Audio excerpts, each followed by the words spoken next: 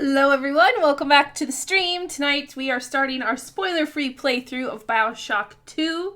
I have played this game before, but I've only played it through once compared to the original BioShock, which I've played through like 3 or 4 times now.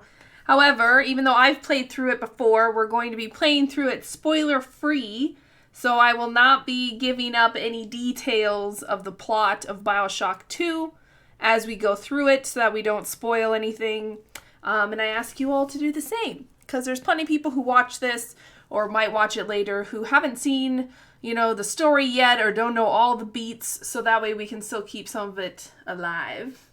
I will say that BioShock 2 takes place, we'll see here, but it takes place after BioShock.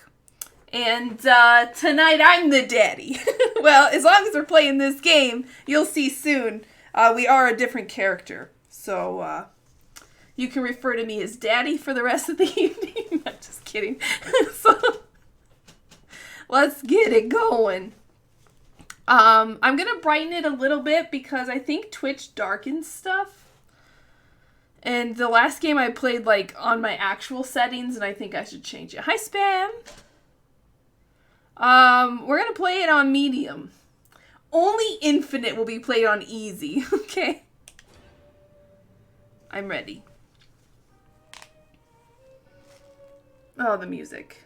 And let me know how the audio is. I still have it set for the BioShock 1. So hopefully it works out. This is in the same, remastered collection. So hopefully they're all leveled the same in terms of audio. But I doubt it.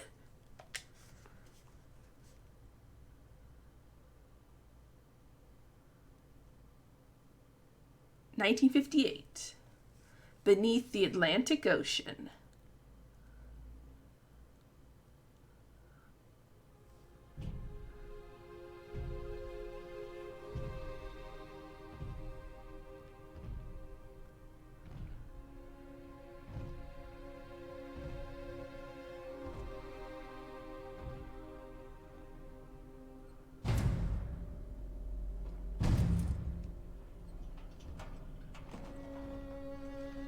Look, Daddy, it's you. Oh shit, it's me.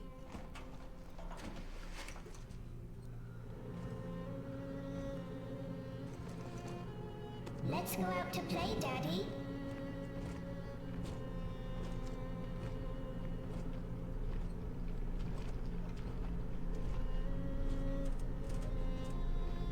That's us.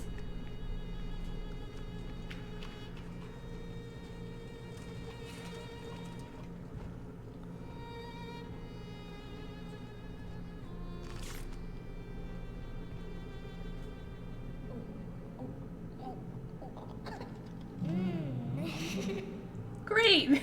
Just getting that at him. Angels, Daddy. This way. There's our wrench. Ooh.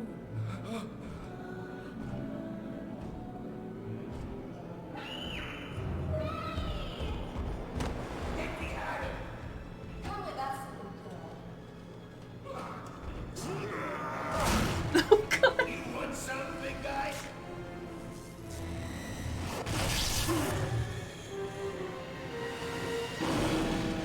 Bigger than hard, Oh my god. Violence. Here, freak.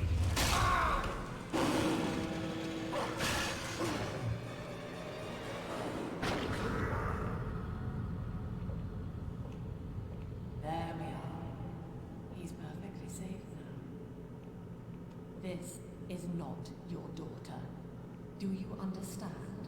Her name is Eleanor, and she is mine. Now, kneel, please. Remove your helmet.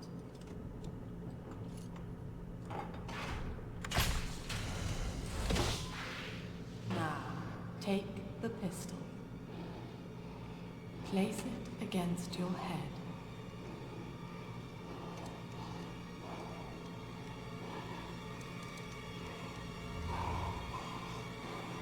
Fire.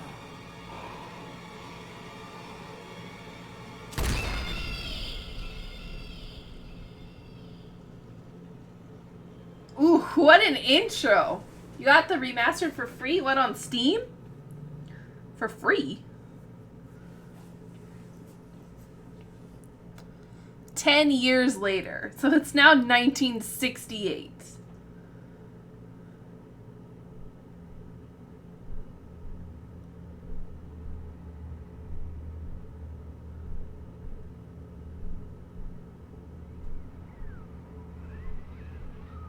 Oh, from Discord, because you have Nitro.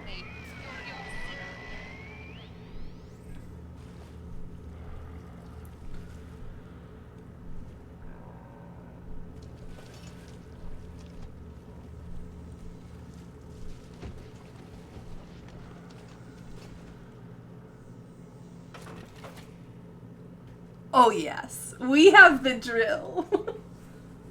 Oh, yeah. Fallen is Babylon. Adonis Luxury Resort. So we just came out of the Vita Chamber, which you'll remember from the first game. And we are, Big Daddy. We'll get more details, don't worry. However, you can already see some changes to the HUD from the first game. They made a lot of improvements to the combat system and how you use your plasmids and weapons and everything in this game compared to the first one. First game came out in 2007. This game came out in 2010. And they did make quite a few adjustments to the combat system. So in that way, it's even like... I thought the first game was good. This game's like even like tighter and just way more responsive. Also, we have a fucking drill hand! Okay? Who's your daddy?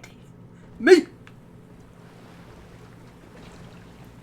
Also, it's been 10 years, essentially since the first game there, 1958. Is basically when shit kind of hit off in Rapture, and then in the first game you come down as Jack in 59. So it's been 10 years that Rapture's basically been sitting here, you know, and Atlas is dead, Andrew Ryan is dead, Jack went up to the surface with a bunch of little sisters. So who's left? Let's find out, shall we?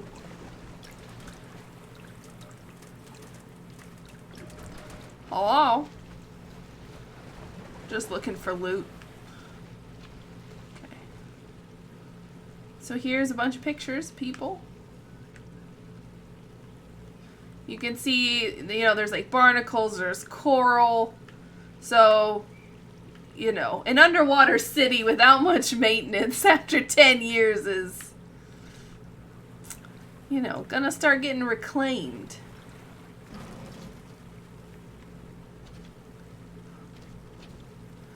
Press R2 to smash the coral blocking the door. Oh.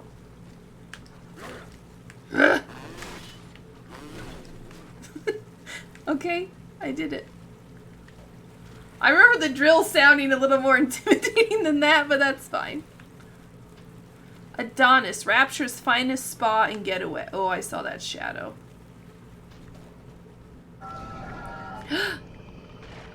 Hello?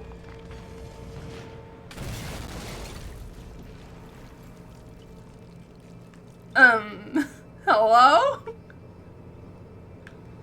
Adonis Plasmid Therapies.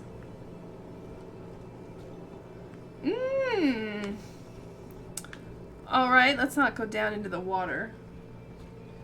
You remember the second one? You played the second one, but not the first?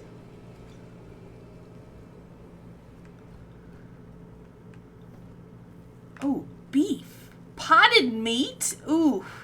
I don't need the health right now, so we might as well leave it.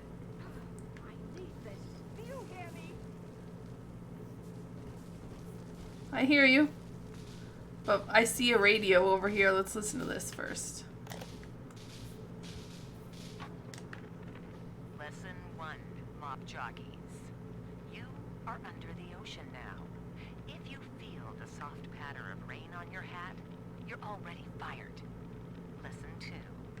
You can jumpstart a dead generator with a direct spark, but clear the guests out of the pool first. Scares these rich pricks to watch a working stiff hurling thunderbolts. You follow me? So our first radio is from Big Kate O'Malley. He's obviously in charge of some employees. Here it says Lamb is watching, and we're in like a pool. And it's giving you the same tip as the first game, that water conducts electricity and you can shock people in it. Warning, danger, high voltage.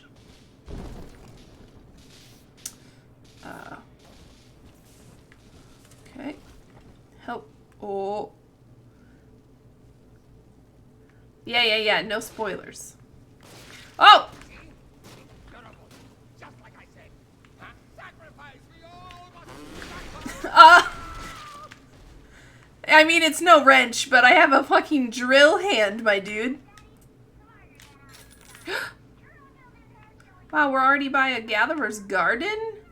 Also, at the beginning of the game, we saw a couple plasmids being used by the splicers in that video. Or video. Like, it looked like shock. They had electric shock, and then also hypnotize Big Daddy, which is how that woman was able to convince us to shoot ourselves in the head and take our helmet off. Okay, we already have a health pack. We're doing great. Oh, and an Eve hypo. And then we've got plasmids here already. Lamb is watching. Oh.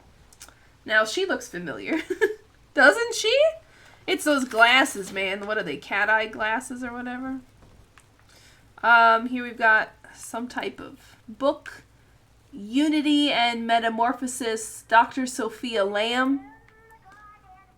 Okay. Eve dispenser. That's new. They didn't have those in the first game. They just had health areas.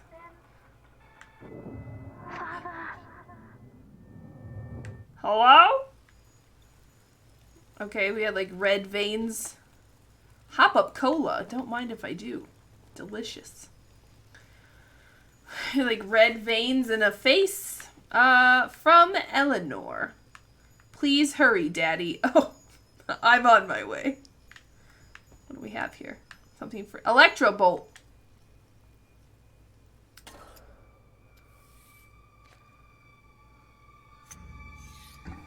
So we can't take it the normal way because we're a Big Daddy. We've got to...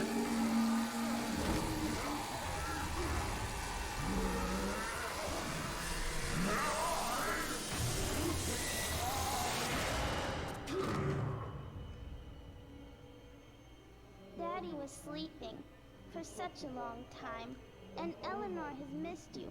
Find her and you'll be all better. Oh, jeez, that scared me.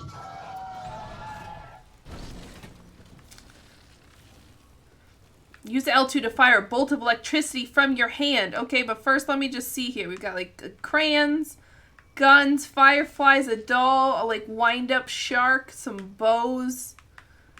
We can't use the Gatherer's Garden anymore. Got like a burnt husk, cigarettes. We don't want any of that.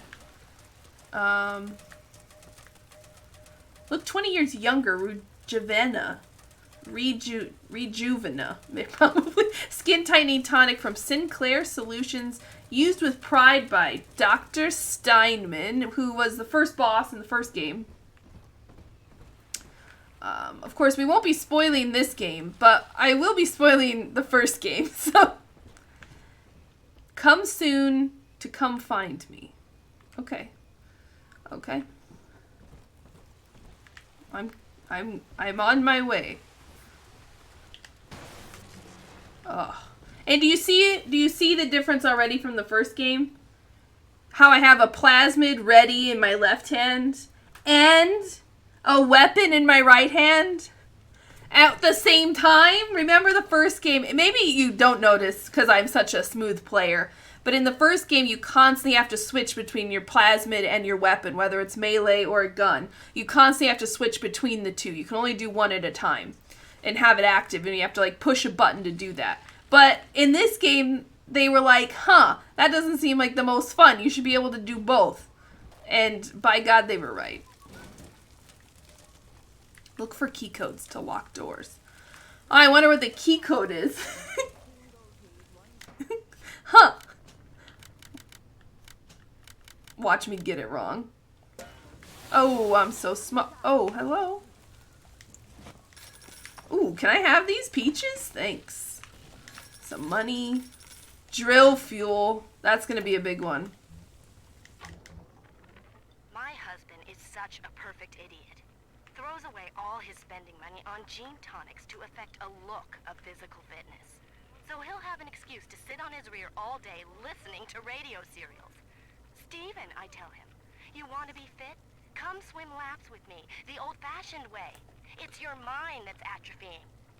Maybe I'll start sneaking some brain boost into his daily regimen. So here you can see kind of evidence of their heavy reliance in Rapture on tonics and plasmids. You're waiting for Halo to come out? I know, I'm excited for that. Also, look at the size of this tennis racket compared to me. I'm a fucking big daddy, okay? I'm a big, fully grown man in a diving suit. I could sit in this. I could use this as a boat. Like, what the hell? Oh, hi there. Shock 'em. Rock 'em. Bye-bye. Whoa. Listen, I've got a fucking drill for a hand. Do you think you can come at me? You must not know about me, bitch. Oh, I take fall damage? Ouch. That's fine. These guys have bandages, luckily. And I now have $32. Okay, so we have Electro Bolt and we have some Eve, so we need to turn on this generator, apparently.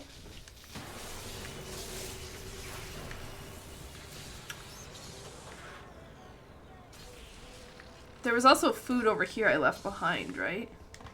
Yes, and drill fuel, apparently. Ah, at last a signal. You, who are bringing this dead city to life, listen. My name, it is Tannenbaum. I know who you are, and I am in much need of your help. Please, find me in the Atlantic Express train station. Tannenbaum's still here. She stayed. Also, there was a bouncer, Big Daddy. So we opened these blinds, I guess.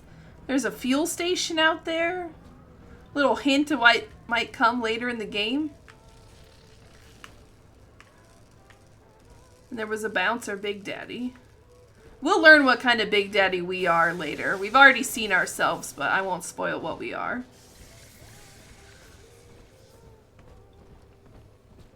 Okay, was this door open before? Is it safe? Oh, well. Oh, look, it's a Rosie. Hey, yo, fam, what up? So, they're doing some work. Riveting. Oh, nice. Thanks. Nicely done, my dude. So, they mentioned in BioShock 1 that... Oh, gosh. Oh. Shock a pool of water to fry enemies caught within. This is Dr. Sophia Lamb with a message for the people. Remember, you are not alone. Think of me not as leader, but as mother to the Rapture family. So, you can see here how heavily altered they are. So this is 10 years after the original game, where they were already pretty deformed and everything, wore masks and stuff a lot, but now you can see, like, especially on her model, like, her entire foot is, like, completely fucking fucked up. Her leg is, like, ugh. Their face is, so that's just the reaction to Adam, because it affects your, like, genetic code, and if you continue to splice up, and of course they did, you can really get yourself in some bad ways. Lamb is watching and a bunch of blue butterflies. And then we just heard Lamb over the radio. Or like a PSA, I guess, about the Rapture family.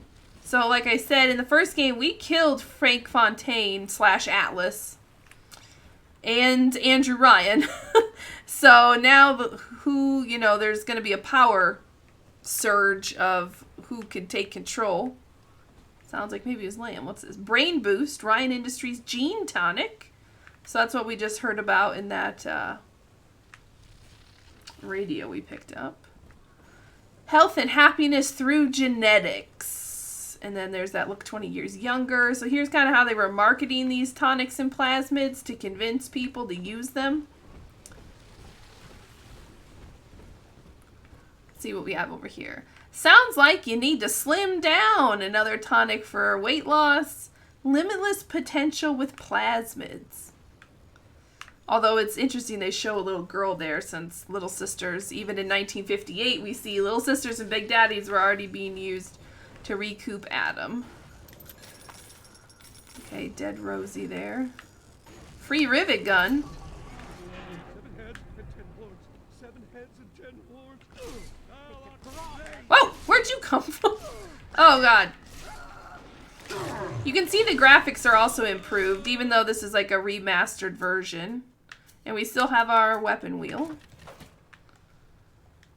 Unfortunately, no wrench in this game. We're wrenchless. Which is a real disappointment, but I'll allow it because we have a fucking drill hand. Could you imagine going to the dentist and it's like, yeah, sit down, let me get in there. No, thank you. With Adam, there's no reason not to be beautiful. Dr. Steinman's cosmetic enhancement. Free first aid kit, don't mind if I do. Brought to you by Vitastat. Feel better than ever. Quality that can't be beat. Now with extra strength when your vitality is as important as your time. Afflicted with Fossy Jaw? Scurvy? Dandy Dental has the cure for what ails oral surgery especially. So scurvy could be an issue down in Rapture since they don't have access to necessarily all types of food and certainly no access to sunlight.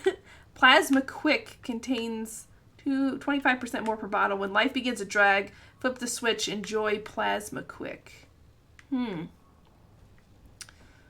Tomorrow's promise kept today, Rapture. Rivets. Ooh, radio. I'm already off track in the game, but that's how we do. Barely made it down alive. But here it is. And it's real.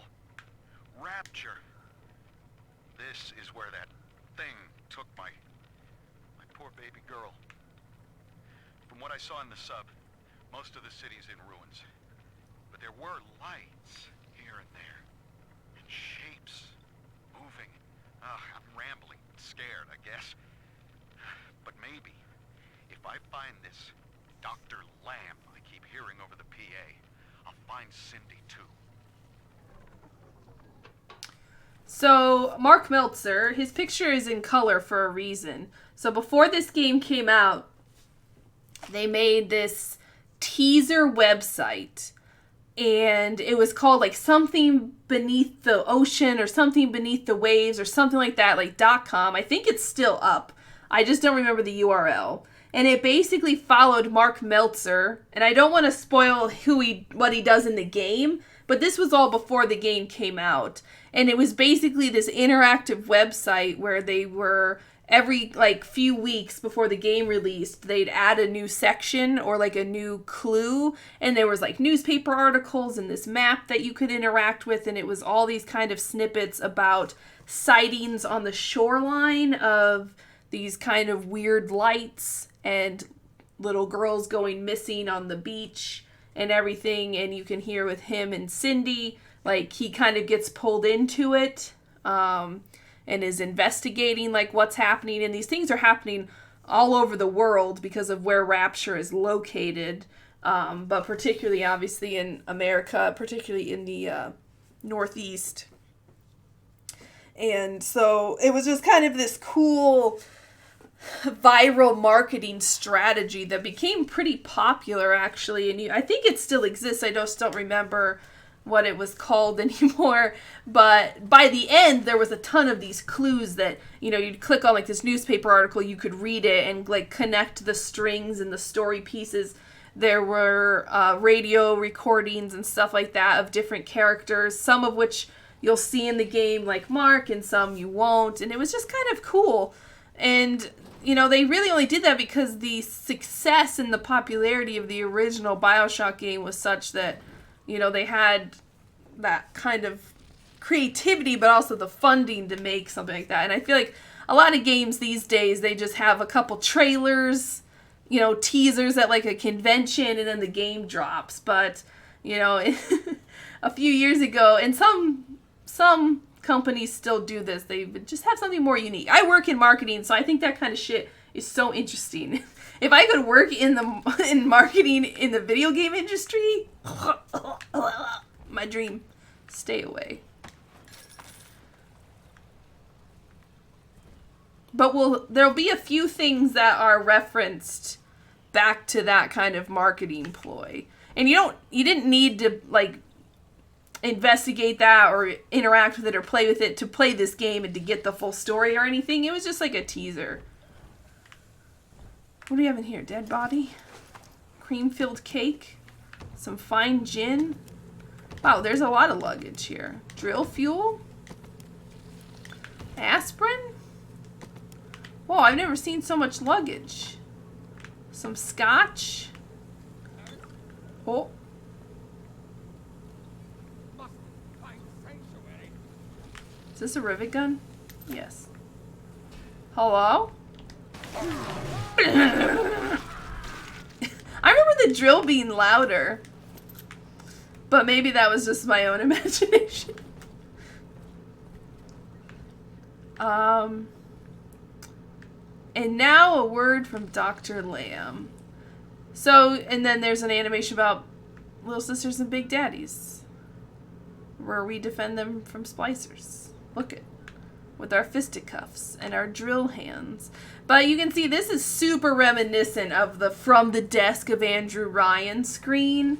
You know, and even though it's 10 years in the future, like, Rapture's pretty isolated in terms of technology. So even though we're in, like, the late 60s now, on the surface, technology has made huge strides and things. But obviously down here, it's super secluded, cut off, you know, and the bathyspheres were, like, basically, Andrew Ryan either got rid of most of them during the events of BioShock 1, or they were tied to his genetic code, which Jack took along with him, so.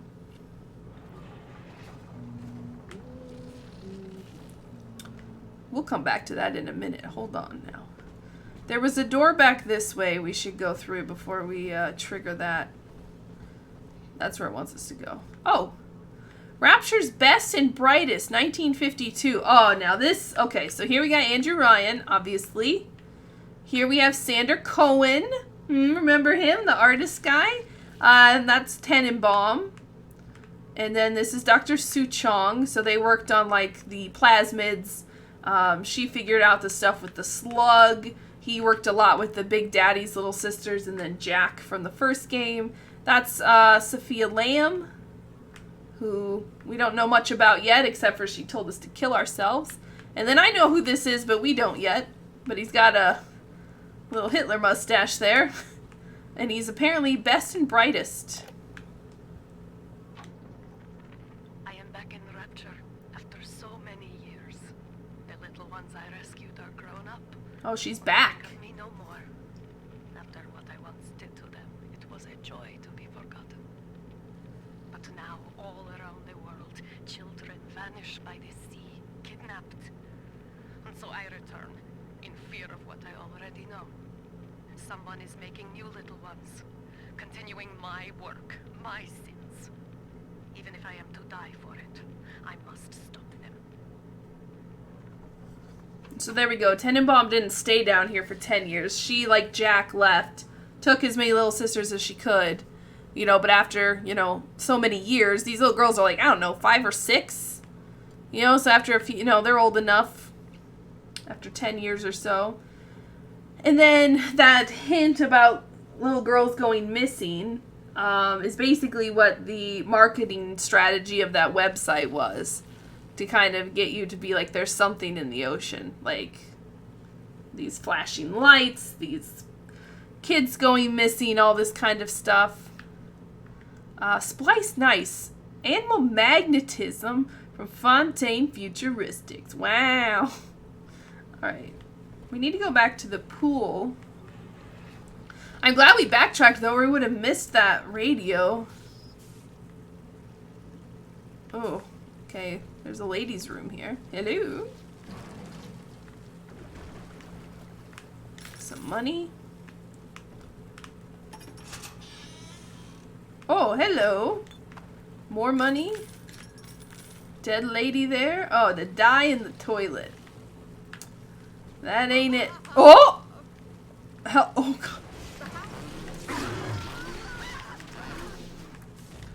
Okay, I would have used the old 1-2 punch there, but I didn't want to get shocked. Fresh water, huh? That's new.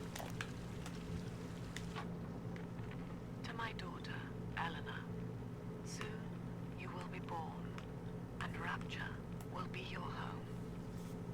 You shall be raised as I was, to advance the common good through social psychiatry. This city's potential is immeasurable, Eleanor, yet our beliefs are unwelcome here. Life will be difficult, but the price of revolution is always dear. If we are patient with her, Rapture will come to us. So that was before Eleanor was even born. The real pity about not having the wrench, outside of, like, it's right here, just pick it up, my dude, is also that the drill requires fuel to be of much use. So it's no longer a free melee weapon like the wrench was. Like, we always had the wrench. It required no fuel or ammo. Obviously, it's a wrench. It didn't have durability or anything. You could just thwack away all day. Whereas with the drill hand, if you miss, and I will, it still uses fuel. So that's just something we get to add to our challenge level here. What was this way? Oh, that's the way we came. Okay, we didn't need to backtrack at all. That's fine. I'm glad we did, because apparently I just blasted by the fact that we could turn right there. We could have missed 2 radio things because I was too busy watching the Rosie out the window. Okay.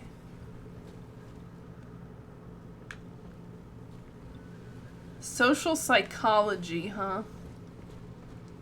Alright. Okay, let's go through here. Hi. That was weird. The camera like swung over.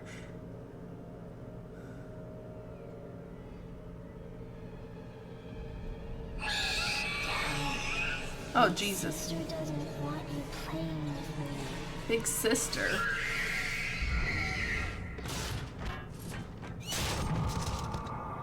Hello? Oh, boy. Take some of this. Listen here, big sister. I'm Big Daddy. I've never had a sister. And I'm not gonna start now. Hold on, I actually don't remember how to use a first aid kit. Oh, it's a different button now. Okay, great. Hey, oh my gosh. Oh, wow. Okay.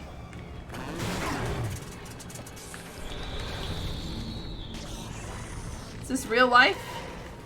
Oh, thank God she left. Okay, so, turns out they've moved. Oh. Hold on. They've remapped the Eve and first aid kit buttons, which threw me off in that fight. Also, there is a melee just thrust that doesn't require any fuel. So I lied to you before, and I'm sorry.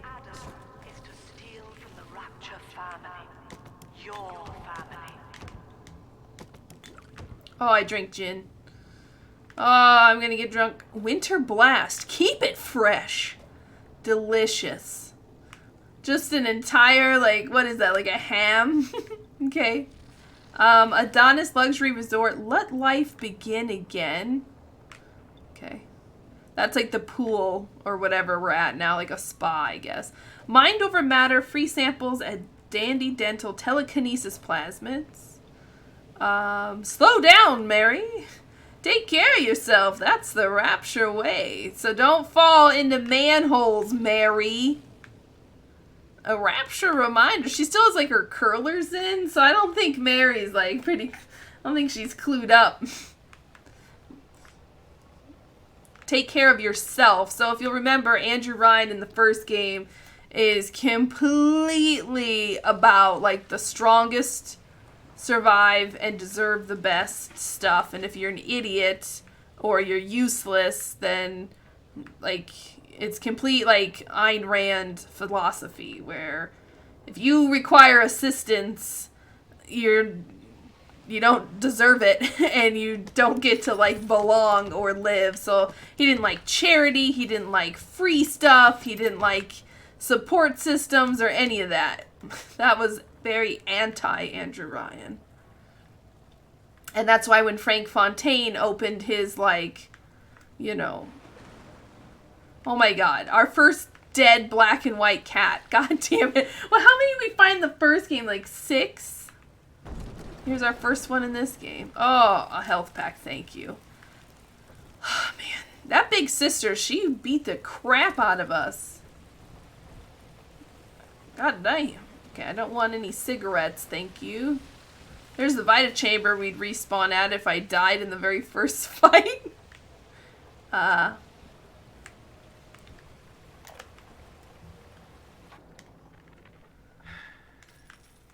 insisted that we spend a weekend at the Adonis, and already I find myself seeking a respite from my vacation. She deems it necessary to chide me for working. The words dissolve into an endless animal bleat. I founded Rapture to be free of law and God, to live among those for whom work is our wage. Yet, when Diane speaks of bearing my child, I'm given pause. Till now I had never considered my legacy. Perhaps after the new year. Ooh. See, that's so interesting. Let me drink this bleach because it's blue. Delicious. So that's a super interesting radio thing because originally in the first game, Andrew Ryan never speaks about having a kid. But of course, we never came to the Adonis Resort as Jack, or we would have found that radio. It's been sitting there for 10 years. The fact that no one found it and like re-recorded over it is pretty sus, but that's all right. But, so that's Andrew Ryan talking about Diane McClintock, who we heard from regularly in the first game, his girlfriend, such as it is. Forced him to take a vacation. She didn't really work. He was kind of her sugar daddy, I guess. And, but he was like obsessed with work. And if you couldn't pull on the chain of commerce, then you were useless and worthless and a parasite, you know, dragging other people down. So a vacation to him, he didn't have a good time. But now it's so interesting to hear him say like, oh, I should think about the next generation and having a kid, which unbeknownst to him, he impregnated Jasmine Jolene, the dancer, exotic dancer, but he didn't know that. And she sold the offspring to Frank Fontaine and Dr. Sue Chong, which eventually became Jack, the playable character in the first game. But then it's also interesting that Andrew Ryan says after the new year, you know, maybe I'll think about having a kid with Diane. Of course, the new year in 1958 was when shit hit the fan in Rapture, and Atlas and his splicers attacked the Kashmir nightclub, and where Diane was and a bunch of other rich people. And basically, Rapture fell that night, and it was just madness after that, and like splicer wars and stuff like that. So kind of ironic, I guess, that he never thought of children until it was too late. And his legacy in Rapture, basically he had his son kill him. But that's the cool thing about this game, is because there's still so much lore left, like, to tell about Rapture and Ryan and Atlas and Tenenbaum and Su Chong. And we'll learn even more about Lamb and Eleanor and everything, that it's like, oh god, I love being back in Rapture. Like, I'm so excited. There's still so much more to tell. Alright, let's move on. I feel so free since I can talk about the first game now, or I'm deciding to give more, like, reason behind why stuff's so cool. Happy Handmaid.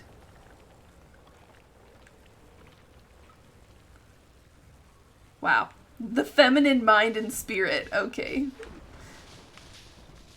So it looks like the big sister went up through there, maybe? Or, like, through here?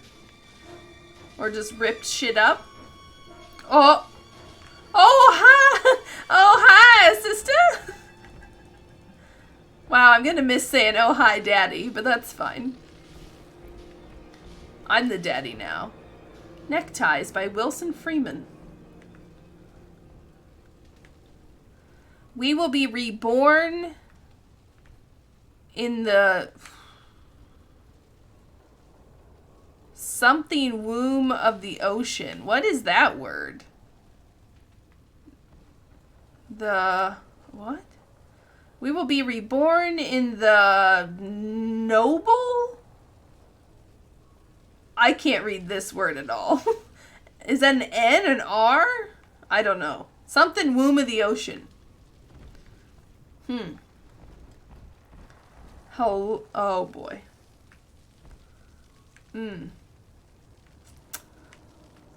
Is this gonna be fall damagey? Is this water sanitary? Oof. Oh good, it's a cutscene. You can't do that! Oh.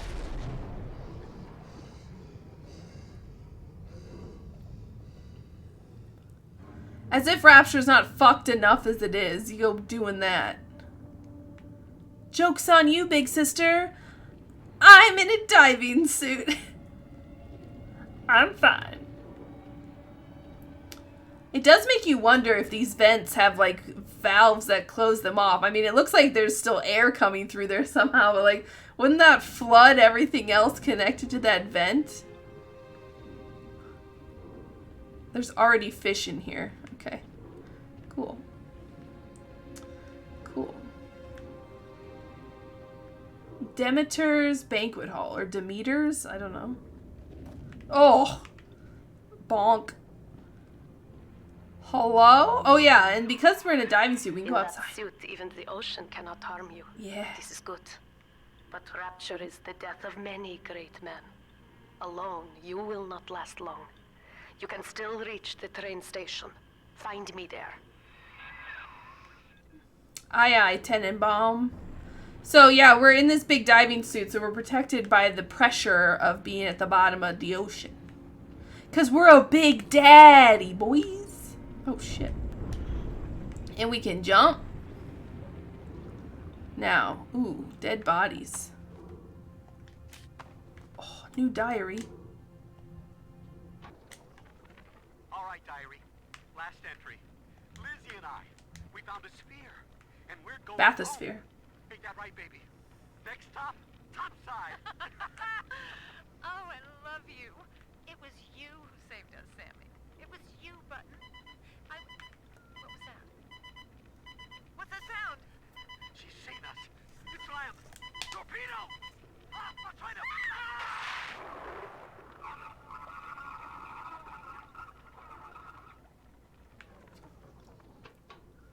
So this couple tried to escape in a bathysphere. And, purportedly, Lamb shot him down with a torpedo. Jump. Oh, hi, Daddy. Look, it's a new kind of daddy. Oh, shit. See what he does? He's got, like, some type of shoulder cannon. They call him the Rumbler. Fuck him up, Daddy. Hell yeah. Oh, uh-oh, they got a wrench. That's an unbeatable weapon. Uh-oh. Oh, it's fine. See, he just threw a turret out of his arm. I want that.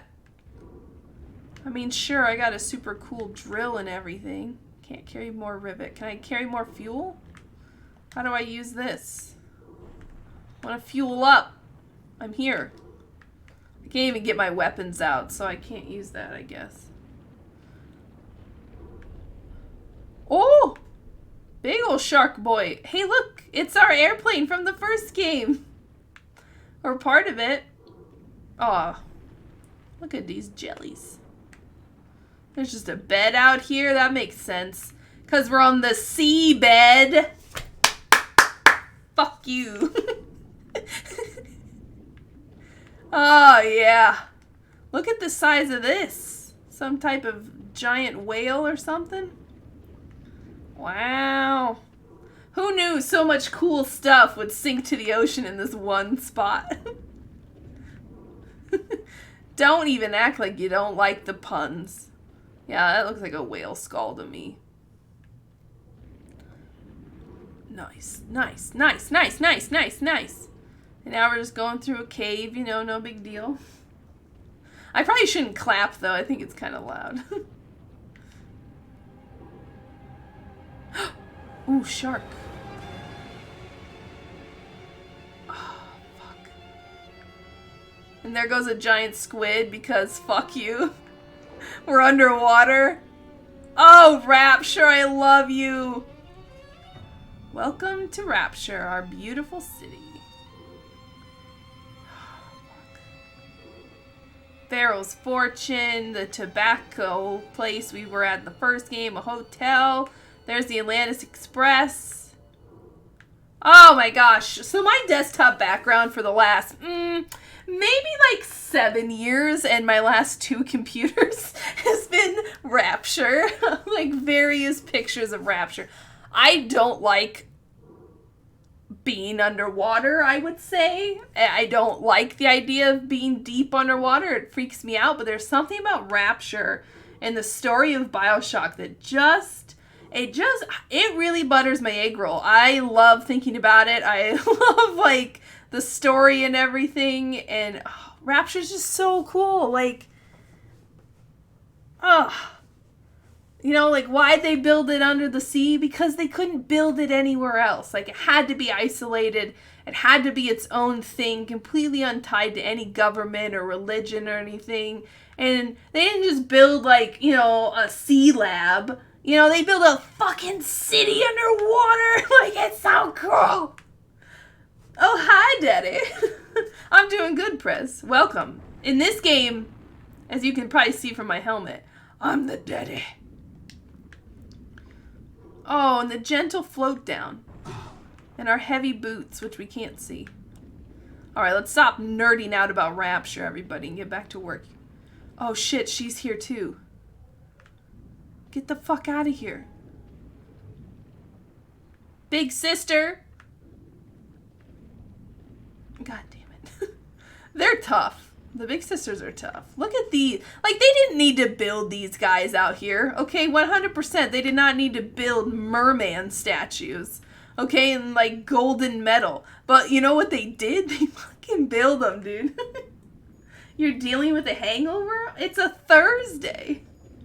I mean, I don't want to judge, but... Drain. Drain me, Daddy. Oh, yeah. Daddy's home trophy! Hell yeah. Oh. Should I just say that every time we, like, burst into a new room? Instead of, oh, hi, Daddy, we should just say, Daddy's home. Oh, it was your birthday, the 21st, and a good portion of 22nd spent celebrating your birthday. You feel like you're excused. Well, happy birthday, or happy belated birthday, Prez. Congratulations. Staying alive another whole year. Hope you had a good birthday. Obviously, you had, okay, if you got that hangover. Weakness. Oh, spam. Oh, the music. Okay, I'm ready. Herr Delta. You arrive, as the little one said you would. Come upstairs to the ticket booth, and I will offer what I know of you. Yet another year closer to the void. One step closer to yeeting this mortal coil. So she just called us Hair Delta, which I think is like Mr. Delta. I don't know what hair means. Elite's not here to tell me, but I'm pretty sure. I know Delta is who we are. But that's the first we've really heard it so much. Drill fuel. Sardines. Delicious. Just kidding. I don't eat fish, really. Okay, there's some Big Daddy suits here. That's interesting. At like a train station? Because remember, the body is grafted to the suit. You cannot take the Big Daddy suit off. Once you put it on, it's grafted to your body. Okay? Let's just remember that. What is it? What's in there? Just like tentacles? You ate so much, how are you still hungry? What'd you eat? Atlantic Express Maintenance Facility. Workers must have ID badges at all times. Safety now. Please use safety gear. Oh. Hello? Okay, she didn't come in through the door, but I wouldn't be surprised if she wasn't around. Hey, bud. Oh. Saved by the door. Most who survive are like this. Splicers. They're drug addicts. Vicious animals. So there's just like a refresher if you hadn't played the first game in a while of like what these weird people are and why they're all deformed, kind of. Because splicing, I think, is pretty intuitive of like that's not what you want to be doing. Cake, Indian food, burgers, spaghetti, some hot dogs. Wow, you did eat a lot of food. How are you still hungry? You stretched your stomach, bro. Trick the security system into opening a door, but you must have the proper tool. Oh, I've got the proper tool. Don't worry about me, okay? I've got a fucking drill for a hand. Also, your everything hurts? Yeah, it sounds like your birthday to me. A hack tool. You got the hack tool. Press R2 to fire it at machines to subvert them to your side. And a remote hack dart. And then here's like this cool little thing telling us about the hack tool. So it's got a signal booster, a hack signal amplifier at 88.5 megahertz, encryption input keys, which you can see on the tool are like moving. The wrist attachment, it's like literally attached like a Spider-Man web slinger just on the top of our wrist. How you load the darts, and then the transponder on the... Like, they didn't need to put this in. You know, this is probably, like, the, like, concept art. But they did, and I love it, because that's what engineers do. They have stuff like that. Tool dispenser. Oh, a hack dart. Thank you so much. Also, you'll be happy to know that they've changed the hack minigame. It's different now. I hear the golden tinkling of what I'm supposed to do, but I don't actually see it.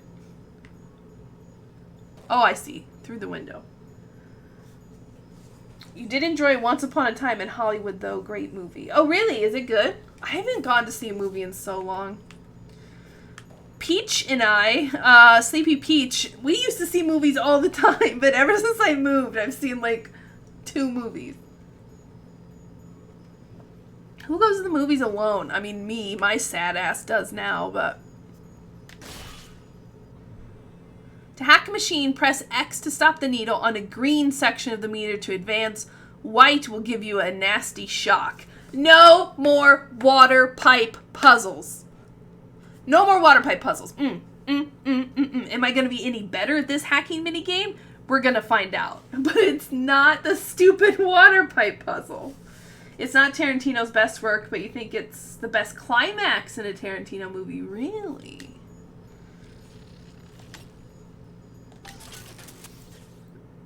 Boom. Distance hacker trophy earned, bud. Hell yeah. And so now you can see our hack tool is also on our weapon wheel. So we've got that going for us. Door control. Okay. We will be reborn. You can also proximity hack by approaching a machine and pressing square. Okay, so square is like our hack tool now. Let's hack this. Ooh! Hacked security bots are friendly and will attack your enemies. Get a blue bonus while hacking to upgrade their damage. Oh, the hacking minigame. Oh, it's so much better now. It's faster. It's easier. I mean, sometimes it'll be, like, the needle will still be moving quickly and they'll add more, like, obstacles to it. But for now, compared to the water pipe puzzle, oh, what a dream. Are those butterflies made out of handprints? They are. Symbolism. Alright, come on, Richard. Let's go. Ooh. Thanks to Vines, I name everything like Richard and Kenneth. Hello? Oh. What'd you do? So that's... Oh. Fuck him up, Kenneth! Yeah, that's my boy. Oh! Where'd you even come from? There you can see the big deformation on her fucking leg. Andrew Ryan is dead, but the tyrant dwells within us all. Remember, we reject the gene. We reject the self. We reject the tyrant. Kenneth, you scared me. What the fuck? You can't jump scare me. I'm a bad bitch. Get out of the way, Kenneth. You don't even need to go in here. Great googly moogly. So there we have confirmation. We already know Andrew Ryan's dead. We killed him in the first game. Ooh, potato chips. Delicious. You're just technically inferior, son. What you talking about, Willis? Money, drill fuel, I'll take it. Radio here. I'm told that the people grow tense and isolated in the absence of the sun. Now they clamor for a psychiatrist. They miss the state censor, I wonder. Wartime seizure of private assets? Or the Cheka police vanishing them in the night? Regardless, this Lamb woman is said to be the foremost practitioner in her field. Fine. If she can quiet the rattling of the great chain's weakest links, I will leave her to it. Okay, so that's kind of like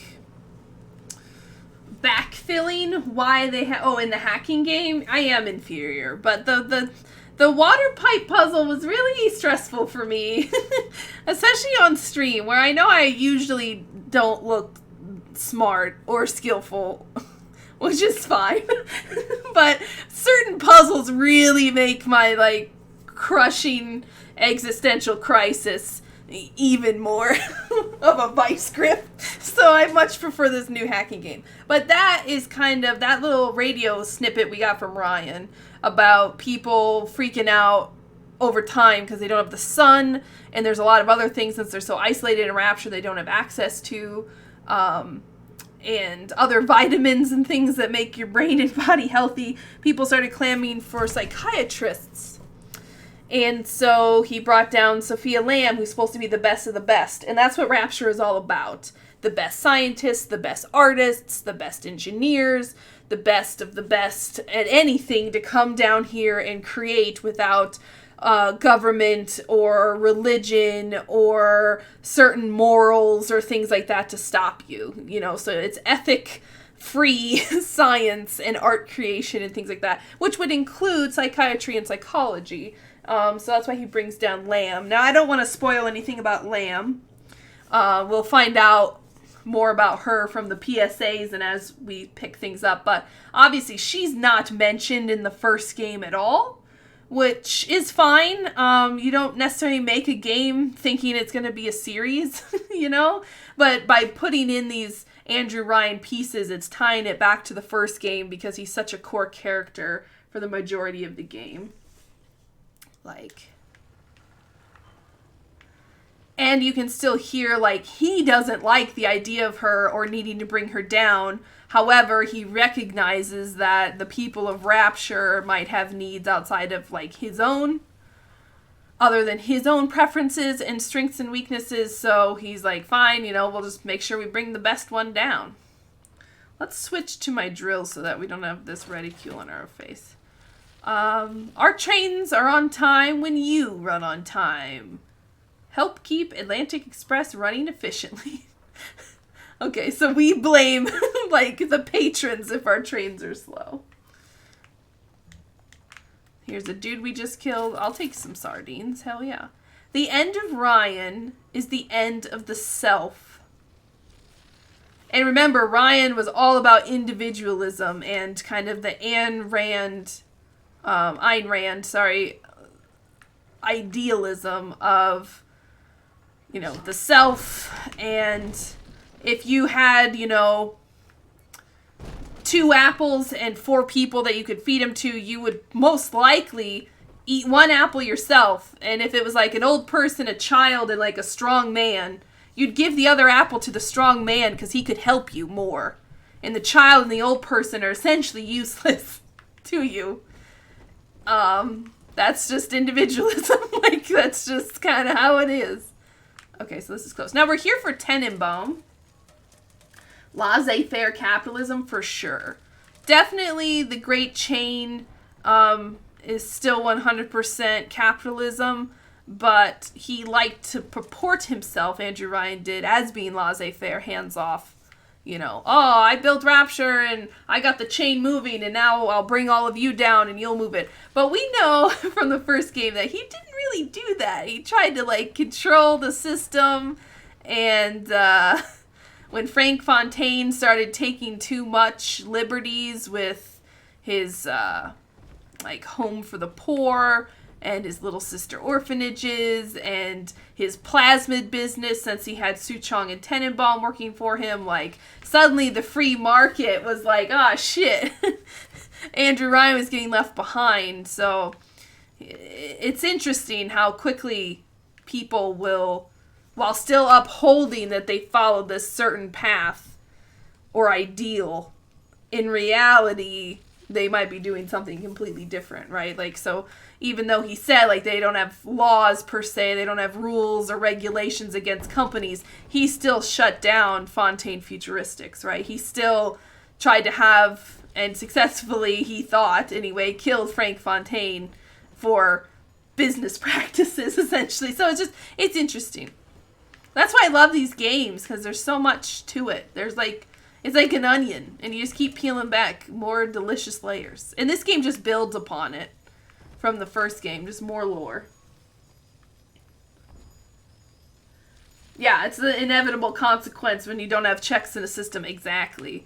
Like, they found these slugs and developed Adam, and look what it did to the populace. They're all, like, crazy, spliced up, deformed. They're still human, but they're not people really anymore, you know? They're still alive, but they're no longer effective members of a society, you know? They're completely deranged, violent, and altered, you know? But because there was nothing to stop you from splicing. They were like, if you want to splice, you can splice. We don't have any rules against it, or, like, any regulations for how it was constructed. Like, they, you know, it didn't matter if it was safe or not, because those were regulations that they didn't have. So it's just like, here you go, splice up. Is it safe? Well, splice up, you know, like, and because splicing allowed you to be smarter, faster, stronger, lose weight, change your gender, change your race, change your looks, shoot fire from your fingertips, like, all these kind of things. Of course people spliced up. After a while, even if you tried to hold off, you know, very few of the characters that we get to meet anyway, like, stayed unspliced. Like Diane, Andrew Ryan, up until the very end, Atlas, you know, didn't splice up. I don't think Tenenbaum spliced up, or Suchong, you know, but most of your average people did. Alright.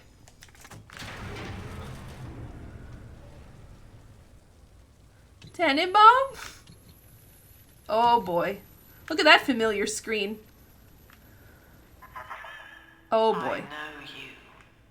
That symbol on your hand marks you a dead man.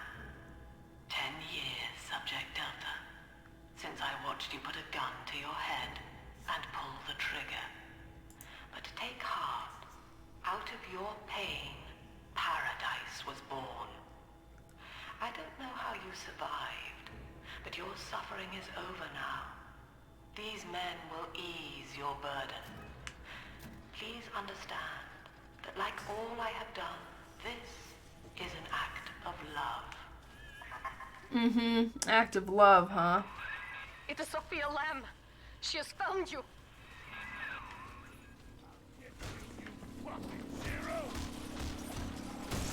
Come on! Come at me, bud!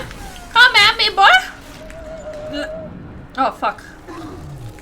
Oh, shit, it's on fire. Oh, shit. I couldn't jump through the window, apparently. Oh, hello? They didn't market to the plasmids as this stuff will fuck you up. Exactly. No, my Nightbot's just really strong, so I just have to approve stuff. So apparently no one's ever said the word fuck 4 times in a row without spacing before. So my Nightbot's like, whoa, you okay with this strong word, dude? And I've got to be like, yeah, bro, it's fine. And I have my Nightbot strong to block words that I don't want to approve. So many people be like, just weaken your Nightbot. And it's like, yeah, I've got it strong for a reason, bud. I'm fine with manually approving, like, stuff. Hello? Ooh, we got bodies. Now you know of the enemy we share, Sophia Lamb. The camera in your helmet allows me to watch through your eyes and help you to fight her.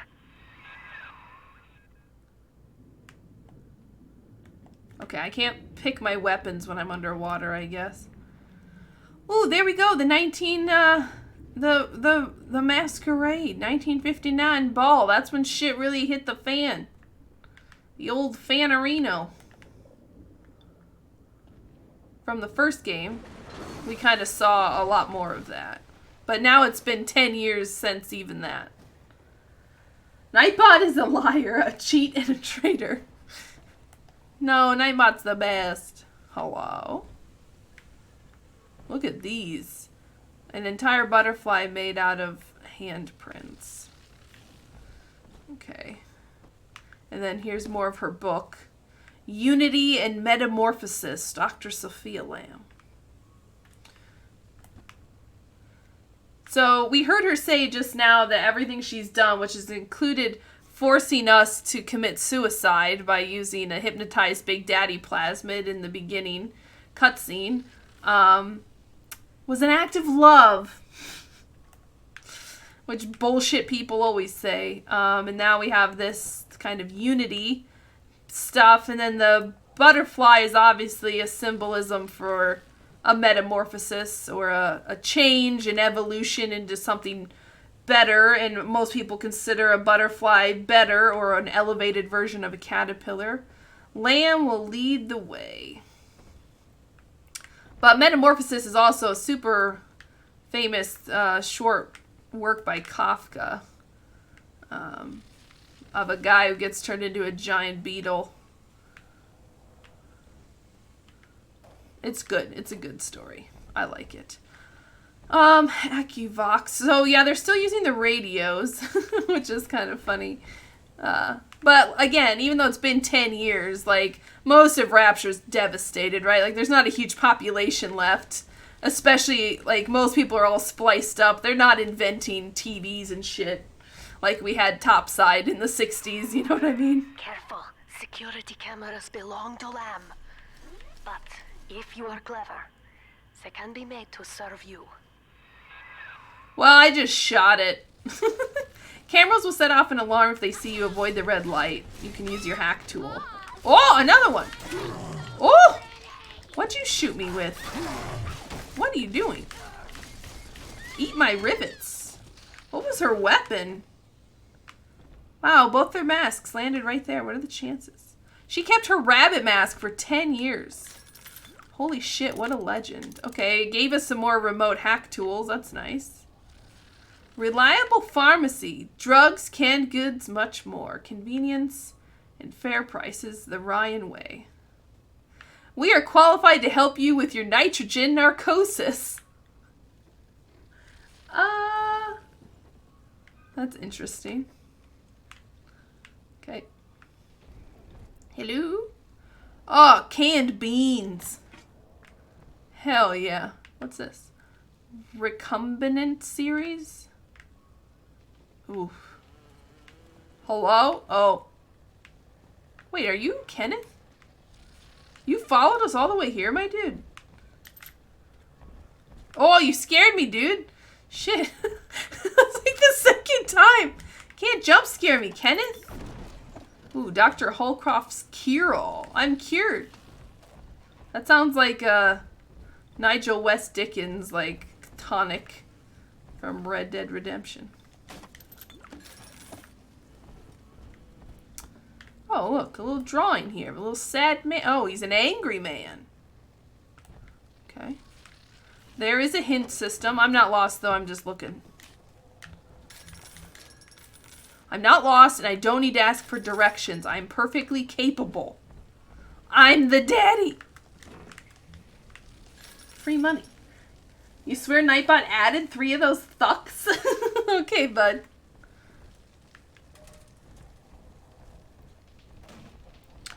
Bot shutdown panel. Okay. And you can see they've added, like, new signage to some of these things in the second game, which, for, you know, purposes of, like, the first game, maybe don't work so great, but it's fine. We are but the stones to pave the way. Certain things you do to improve playability and stuff, you know what I mean? So adding, like, better wayfinding like that makes it easier to find the bot shutdown panel. Full play is. Oh. Got a couple of jabronis standing around their hobo fire out there. You don't deal in excessive verbosity? I can prove it. Hope this helps. Father, it's me, Eleanor. I know you're awake in there. I can feel it.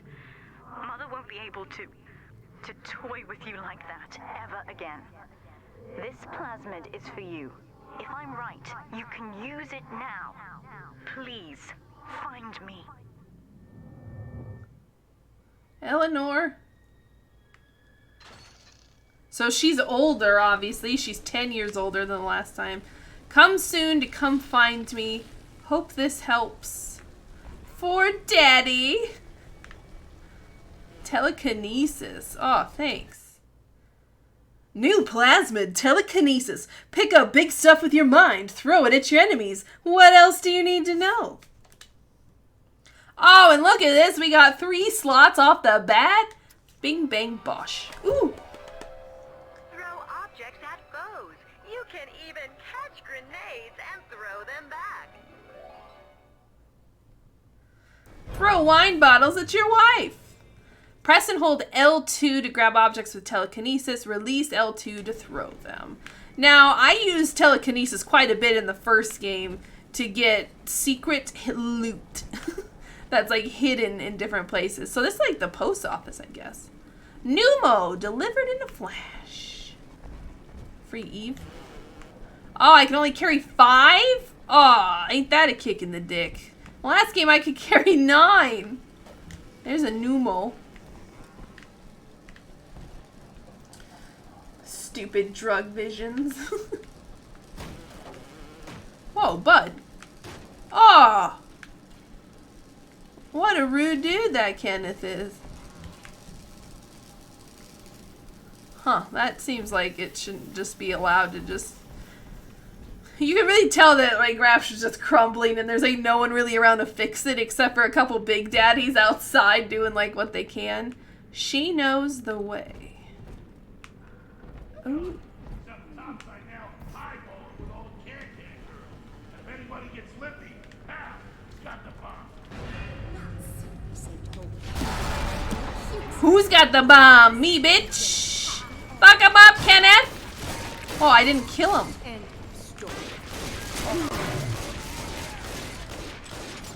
I only have this one gun. Oh, Kenneth, I think I shot you, dude.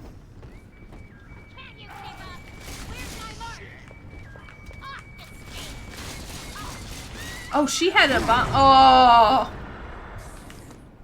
Ouch. She had like a grenade. Oh my gosh, Kenneth, you're fine. You're looking good, dude. Looking hot. Your moves were lit. You're on fire, my dude. Literally, though. No Rapture without me. No city without the Atlantic Express. Ryan took his first grand tour on my flagship coach. These days, personal bathyspheres are all the rage. My rails only connect the oldest parts of Rapture now. And the city's just left me behind. Plenty of cash in the bank, though. This private vehicle craze will blow over soon. Okay, so that's a new character that wasn't in the first game either. Prentice Mill.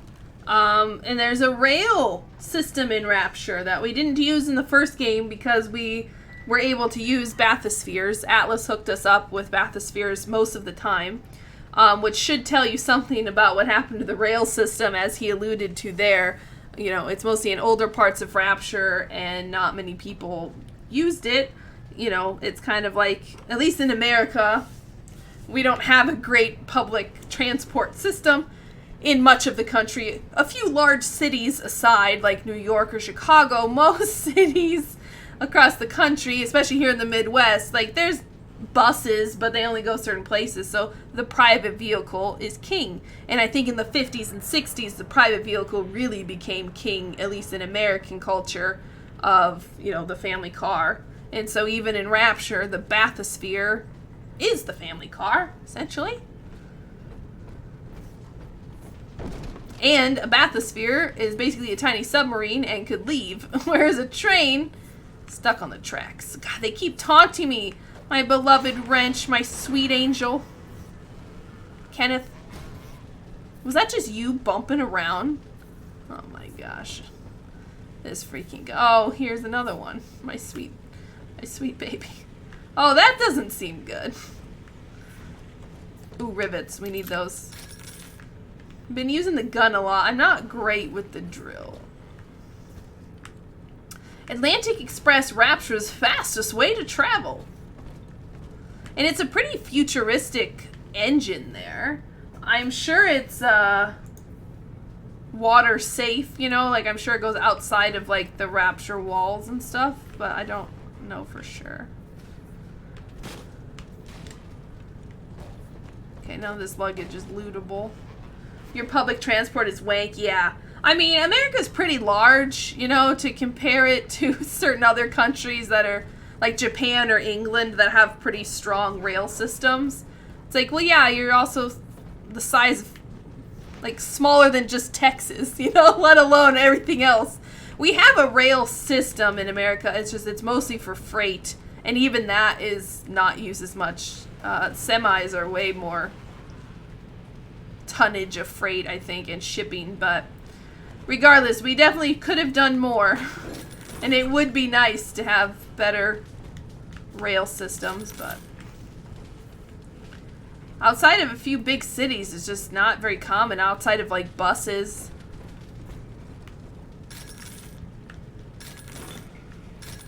I've never been to New York, so I've never ridden the subways there. I've been to London and I rode the Underground. Super handy. Really, really long escalator rides to get down there. And then I've been to Chicago several times and I've ridden the L, which is the train there. And that's handy too. Depends on where you're going, obviously, but definitely for a big city, it's so convenient because you don't have to park anywhere. But for the rest of us,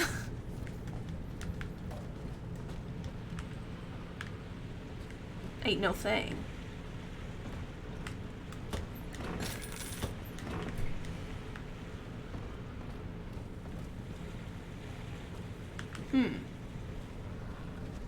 These are just, I don't know, like the employee sinks. Railway cafe. Get some snacks. I wish the record players you could turn on. Oh, dynamic lighting scared me. Look out, Kenneth! I'm searching. You had a rail system. You chose not to adapt and improve off that. The tubes. Mind the gap.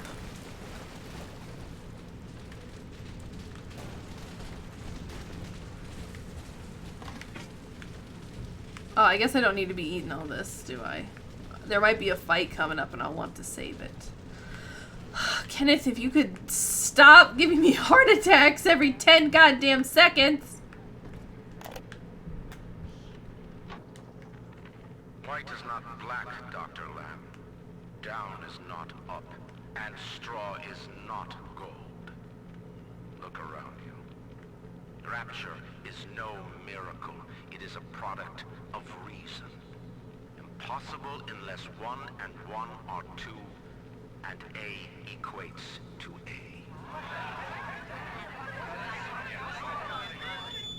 And yet, alone, each man is a prisoner to bias, dream, delusion, or the pain of a phantom limb. To one man, they are as real as rain. Reality is consensus, and the people are losing faith. Take a walk, Andrew. It is raining in Rapture, and you have simply chosen not to notice.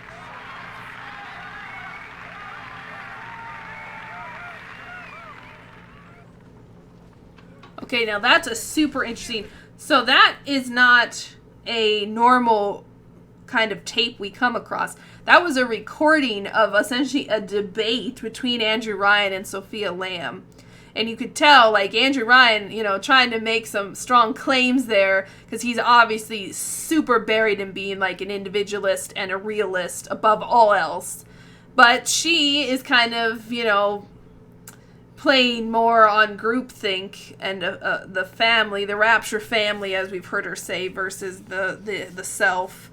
And then, obviously, she's playing to the downtrodden there, or the everyman, with its raining in Rapture. But if you're rich enough, you might not notice, right? But the people down at the bottom notice. So she's, you know, that's who Ryan always failed to reach, because he was so focused on the best of the best. He didn't really care about the rabble who couldn't find work in Rapture, or who couldn't afford food or housing or to keep their family together. Like, those are things that Andrew Ryan doesn't care about. But here she comes. Here she comes. The tube lines, like the Northern and Piccadilly, aren't that fancy. I know we went to Piccadilly, but I don't remember anymore. It was so long ago that I went to England that I don't remember, like, all the lines we went to. But I know we went to this, like, Piccadilly, and we came out from there. But I know we rode the Underground several times. I hear you. Perverts? Is that any way to talk to your daddy? As if that would help your case. Like, alright, well, remember that damage I thought I might take? Let's go eat some of this canned fruit. Potted meat, beans, fruit. But that's the first, like, public debate we've picked up on tape. You know, most of the things we pick up are, you know, an individual recorded onto the tape. Or it's a live radio message, like Tenenbaum's talking to us live sometimes. But,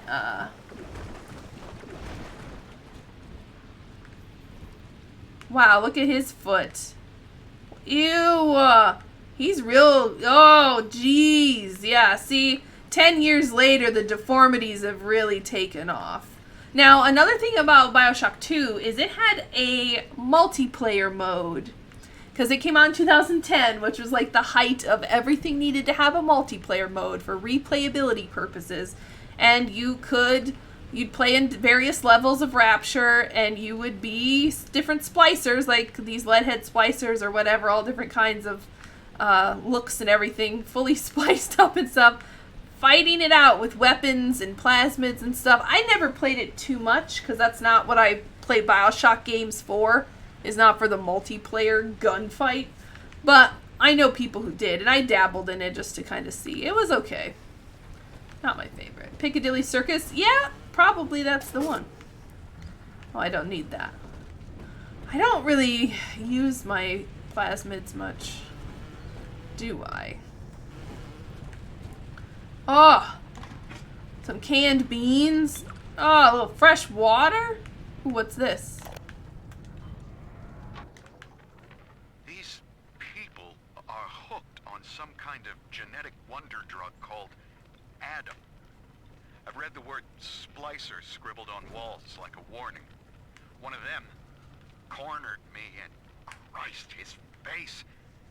I had a gun, but I choked. And then out of nowhere, we both heard this singing. And he took off like hell on wheels. It sounded like a kid. A little girl. Cindy's alive. I know it in my gut. Sophia Lamb is using the splicers against you. Most big daddies are like her slaves, guarding the little ones. But someone has awakened you. Can I break these? Oh no, it's got that metal inside it. Also, I can pistol whip bitches now. Couldn't do that in the first game. Okay, so Sophia Lamb is now controlling the splicers. It used to be Andrew Ryan in the first game, but he's dead now. So we've got to open that door. So here's where telekinesis will come in. No problem, bud. And that's why there's an Eve dispenser right there in case you were out. Your bond with Eleanor Delta. To save yourself, you will come for her. But Eleanor has a destiny, one you cannot share. There is no place for you in paradise. Okay, well, I still want to see Eleanor. Look at the size of that sardine can. Oh, look who it is, our dear friend, the Circus of Values. What do you got for me? Oh, he doesn't sound so good. First aid kits, rivets, drill fuel, and then you could hack it for a hack dart. Ah, first aid kit's $30? Ugh, I don't think we need it. I mean, we got $200, but I don't think we need them right now. I'll regret that decision soon, I'm sure. Our Circus of Values. Let's, ooh, what's this? Oh, yikes. I thought it was a first aid kit. I think our wallet still tops off at $500, but I guess we'll see. In ethical psychiatry, we must account for the role of evolution. Depression, fits of panic, sexual pathos, all responses to ancient selection pressure. The irony is that this theory is why Ryan's people invited me here. They mistake my study of natural law for the worship of competition. Remember, Eleanor, one must know the beast before it can be slain. So there we go. They were kind of, when they brought her here, or invited her to Rapture. Oh, look, these are playing cards all over the ground. Huh, that's kind of neat. Oh, Rapture playing cards. Cool, neat. It sounds like what she was studying isn't actually what she kind of is a proponent of, but instead is like the opposite of what she's a proponent of. Because you need to know your enemy. Train Workshop 6B. Oh. So they were like living here at this point because they're so spliced up. They don't really have homes anymore. And parts of Rapture may even be separate, you know, you can't get there anymore because all this flooding and stuff, like, This is a lot of water to be coming in down here. Like, look at this. Oh, there's a block here. Hello? Oh, Jesus. Fuck you, big sister! Wow, she's agile. Quickly, head for the elevator. So, I want to break this down a little bit. I'm going to be pausing a lot because in the first game I couldn't talk about too much stuff because, you know, I didn't want to spoil anything. This game I don't want to spoil anything for this game, but because this is a sequel to the first game, like, we can tie it back to what they did in the first game a lot in terms of the plot, but also the character design, the development. So here, in the first game, the Big Daddy enemy type, right, like, is this huge hulking behemoth, especially the first one we see, the bouncer with the you know, huge rounded helmet with all the portholes in it. He's like hunched over. He makes these wail noises, and he's this big, slow, plodding beast, at least until you piss him off. And then he's basically like a rhino charging at you with his drill hand and everything. And then they compare that to this game, right? Where we are a big daddy now. Like, we don't know exactly what kind. We'll learn that later in the game. I won't spoil it. But, like, we are a big daddy. We've seen ourselves in the reflection. We know we have a relationship with Eleanor, our little sister, that we took care of. But the way that they kind of show the big sister enemy compared to the big daddy enemy in the games is such a cool dichotomy, I think, where you can see, like, she's super agile. She's jumping all over the place. She has speed that even a big daddy who's enraged can't match. You know, she has the red lights on of her portholes, but she's not charging at us, right? We've only fought with her once. And then she ran off. Her limbs and everything, like, she's tall, she's skinny, she's lanky. We haven't gotten a real close-up yet to see what all she has, like, on her suit and some of her weapons. She was melee hitting us before, but it's kind of cool that even though we're back in Rapture, you know, it could just be a rehash of the same old thing. A lot of sequels do that. Instead, they're introducing new characters like Sophia Lamb and Eleanor and our character that we're playing, this Mark Meltzer guy. But then you still have, like, Tenenbaum. We're still hearing from Andrew Ryan. We still are fitting within the world of Rapture by fighting splicers. We're a big daddy. If you've played the first game, you know in great detail how big daddies were made, why they were made, what they did. We've, at this point, you know, you've killed, like, at least 10 of them, maybe more, you know, probably more. You know what the little sisters are all about. And then in this game, suddenly you have some of the same stuff, but some stuff that's new, like this big sister. You're like, what the hell is that? You know, and it's just so cool that they have scenes similar to when you first see your first couple big daddies. We're like, what the fuck? How am I ever going to fight that? And even though we are a big daddy now in this game, they've managed to recapture that feeling of like, what the fuck? How am I ever going to beat that, right? Because in the first game, you're like, how am I ever going to beat this big daddy? I've got like a wrench and a revolver. He's going to crush me. And then this, like the big sister, we fought briefly. She fucked us up, by the way. Fucked up. And now she's super fast, blasting all over the place. And it's like, how can we ever beat her? Even though we're a big daddy, I've got a fucking drill hand. I've got fucking magic at my fingertips. I'm still, as a player, being like, how am I fucking gonna beat that? Even though it's similar to the big daddy, right? It's in a diving suit. You know, I get what it's about, you know. But it's just so cool that the developers could come up with that, you know, and have a very similar monster, bad guy, enemy, whatever, but still so different. Fuck, I love these fucking games so much, except for Infinite. Except for Infinite. We'll get there, okay? We'll get there.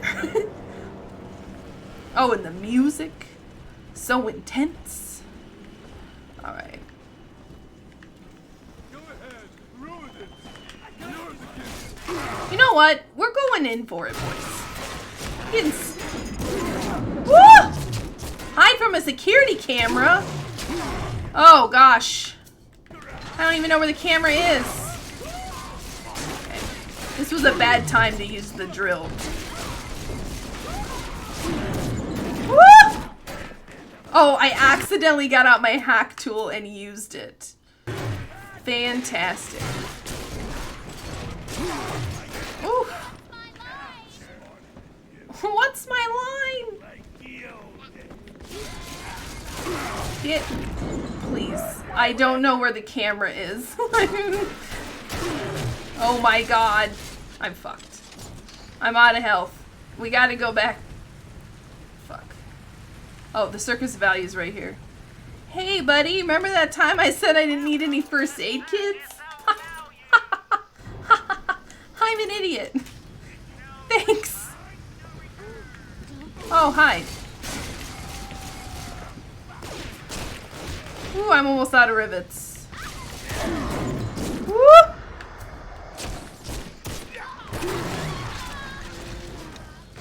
Oh. There's someone still up there. God damn it. We just took so much damage because I didn't notice there was a camera. Oh, behind us too? Get out of my face. Get out of my face! Oh my god, the damage. Ugh. You know what's wrong with me? I don't have my wrench. I'm scared and alone. Without my wrench to hold my hand, I don't know. Alright, I didn't want to use up all my rivets in case we need to shoot this camera. Ooh, potted meat. Okay, where's this stupid camera at? Oh, there it is. Jeez, okay. I don't have good fight awareness. Kenneth got killed immediately. He didn't have much health left. It was really the... ugh. No, I need rivets, please.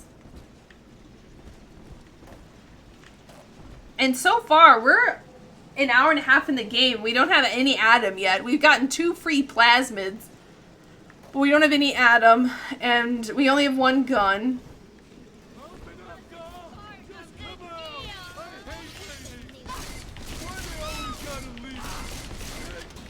Woo! You know what? Pistol whip, bitch. I should just let them rush me and then just melee them. Oh wow, she's got like a flower in her hair. I don't think that's really helping you. She's pretty deformed. Yeah. To be honest, after 10 years of like constant splicing and like withdrawals from Adam, I would almost assume you'd be even more deformed than that. I mean, it can completely rewrite like your genetic code.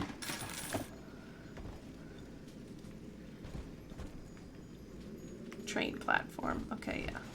We're still trying to meet up with Tenenbaum, although we keep being accosted. Alright, let's go. I'm coming, Bridget. Bye-bye. Bye-bye now. Daddy's gotta go. Daddy's gotta go to work. Bye-bye. Wow, that's a lot of them. Jeez.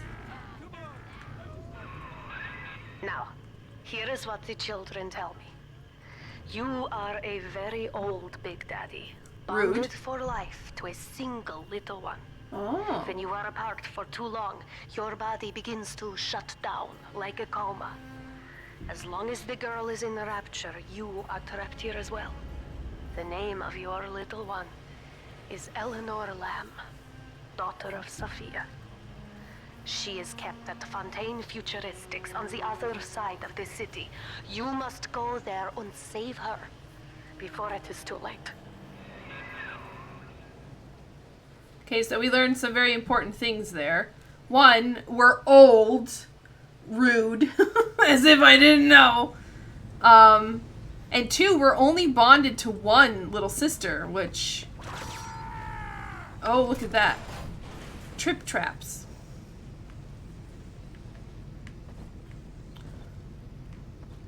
Trap rivets will never fire against you.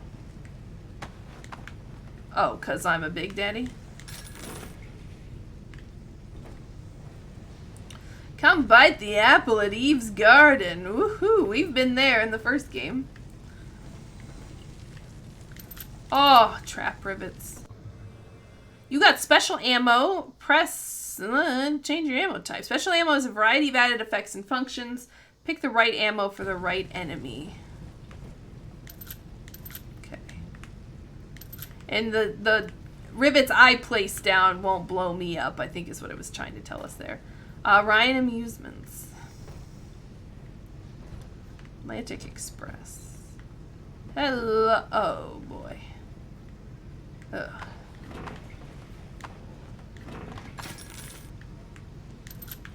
Sinclair Solutions Protector Munitions. Sensor release trap rivets. 50mm trap. Well, open those up. Pass them around. Come on. Why wouldn't I open those? Why would I be like, Okay, sounds great. I'll just leave those there unopened. Dr. Siu Chong's death was Hey, it's that guy. blow to the protector program, but I'm gradually settling into his role, picking up the slack that his carelessness left behind. We are gaining steam again, but I'm not satisfied.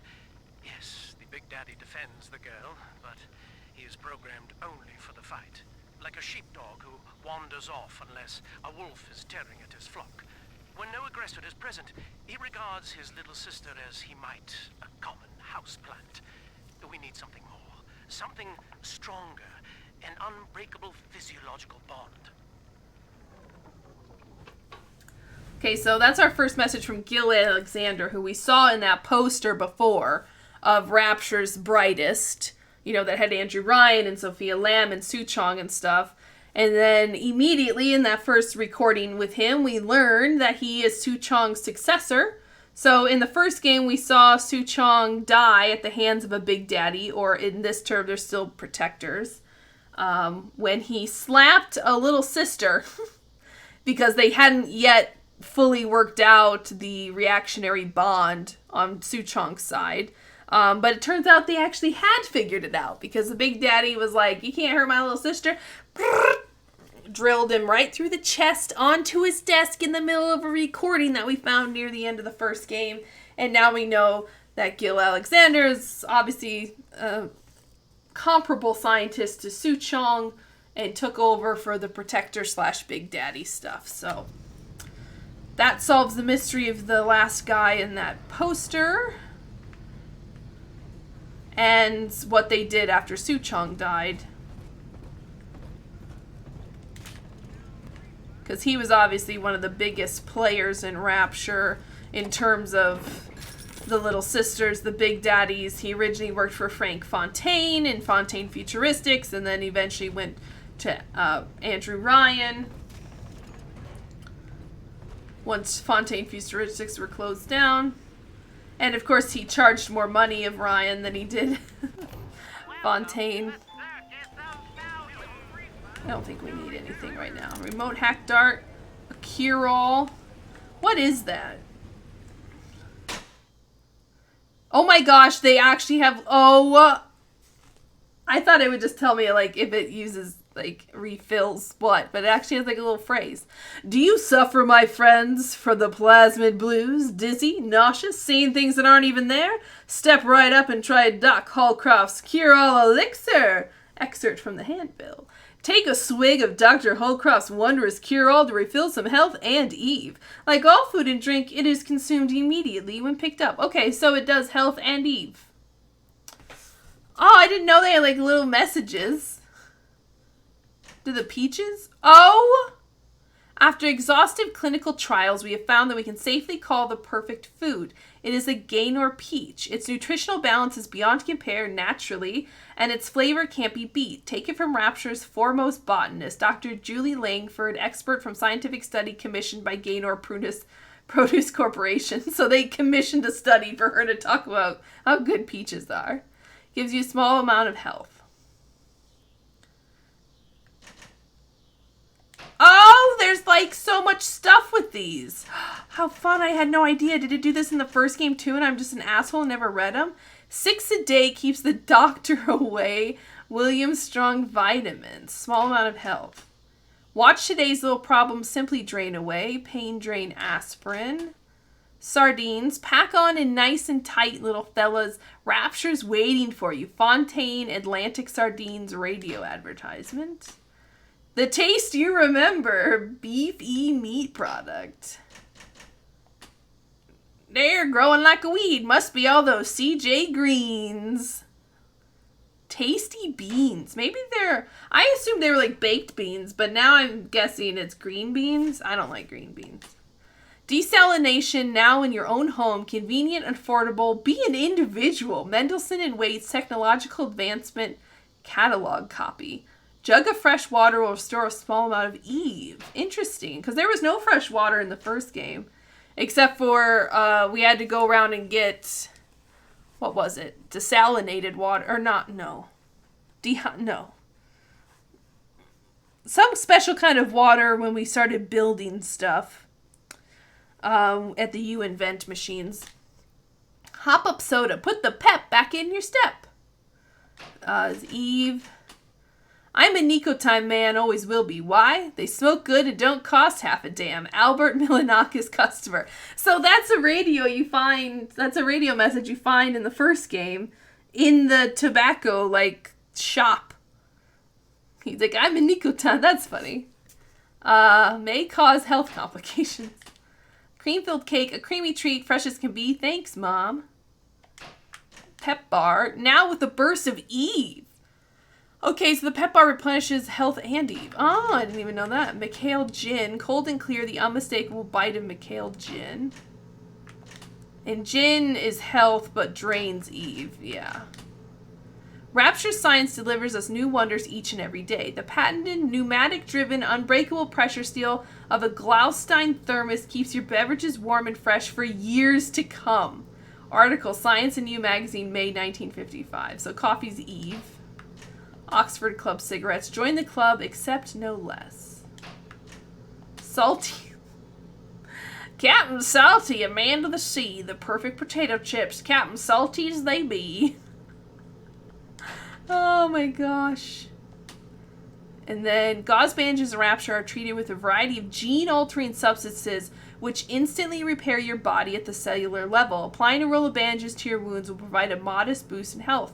They're used immediately when picked up. So that's something they never mention anywhere else. I regret I've never read these before. Gene-altering substances in the bandages. So that's like kind of a story reason of a gameplay mechanic in that these things heal you right away. You know, because bandaging up putting a band-aid on doesn't heal your cut. But here it does because everything in Rapture alters your fucking genetic code. That's neat. Oh, that's fun. Oh, I enjoyed those. That's the good stuff. Atlantic Express Depot. So Ryan Amusements. Popper's Drop, but something else was there. Dionysus Park. Fontaine Futuristics. So kind of like the bathysphere map we had in the first game. Now it's the Atlantic Express map. So it's a lot more like Dead Space that way, where we basically use a train system. But the bathysphere system was pretty much the same, so. Oh, more trip rivets. We've got guests. And here you can see, so we can put down our own trap rivets. We can switch out our specialty ammo. Sunbeam gum. Wow. It's the only gum fortified with vitamin D. See, and that would be important in Rapture where you couldn't go see the sun. Oh, I hear a camera. Oh, hello there. You think I was sluggy one? Hey, he'll be okay. Wow, those trap rivets didn't hurt it much, did they? Damn, son. Let's get our drill back out. We don't have a ton of ammo. Should probably save it for the camera. I hear it. Where is it? Hello? Oh, it's way over there. Okay, let's remember that's there. And we'll shoot it later. Vitamins. 6 a day. You would need a ton of vitamins. Like, if you can go outside and, like, breathe fresh air and see the sun. Yeah, in the ticket booth. Press the button so we can speak face to face. Oh, okay. Alright. Face to face already. Wow. Tenenbaum moving fast. Oh, hi! You see? This is why I must fight Sophia Lamb. She is using the new little ones for something. And I have returned to rescue them. If I do not, more children will die for my sins. And the Rapture nightmare will repeat forever. Now, we must talk. Citizens of Rapture, this is Subject Delta.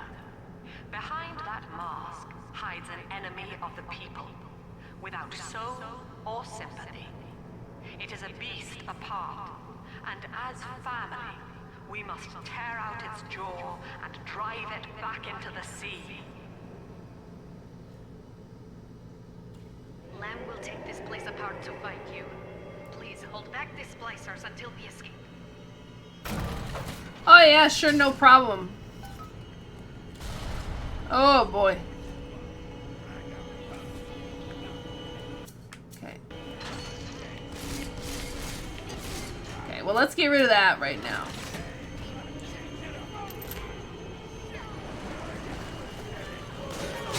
Oh, hi there, bud.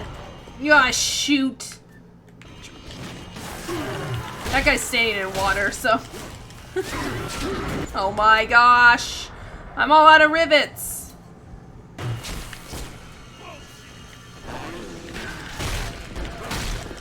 Fuck off, bud. Get away from there. Do not use that.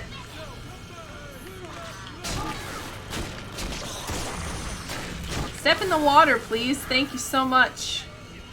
Helping me out. Oh, wow, wow, wow, wow, wow. Okay, there's a lot of them. Come on in. The water's fine. Oh, God. Oh! Oh! Probably shouldn't just... Oh, we did it. Thank you. Now I must leave you, and I am sorry for this. But there are others I must help before the city drowns. This man Sinclair, he is an ally, and will guide you to Eleanor. Goodbye, Herr Delta. And good luck. Thanks, Tenenbaum. Well, look at you. Oh, this guy's a voice. bona fide knight in armor, complete with iron horse. The name's Augustus Sinclair Sport, Esquire. Old Tenenbaum and I share an interest in the old Fontaine building, the very same place you'll find Eleanor Lamb. I think you and I can do business. Take the train to Ryan Amusements. I'll see you shortly. Oh, I love the voice actor for Sinclair. It's just so, like, you know, Southern gentleman kind of, but like sleazy business guy at the same time. It's so good. Also, obviously the game expects you to have played the first BioShock, right? So you trust Tenenbaum inherently because you know the story from the first game. Of how she wants to help the little sisters and everything. And even if in your playthrough you harvest the little sisters, Tenenbaum will still at certain like plot points help you. She won't help you with like the gifts we got from rescuing little sisters, but she'll still like help you defeat Atlas because it's kind of the lesser of two evils to help you get rid of the big bad, which was Atlas. But I think that's why they bring her first in this game, and then they'll, you know, show you different people like Sinclair and other allies later, but to kind of get you to be like, okay, there's none of this, like, would you kindly stuff anymore. Now it's, you know, this is a character you trust if you've played the first game, and they assume you do, so you're gonna help Tenenbaum out. And now she's been like, Sinclair, you can trust him, help him out to help me and yourself, because we have to get to Eleanor for our health. Our livelihood is bound to her. Because we're an old Big Daddy.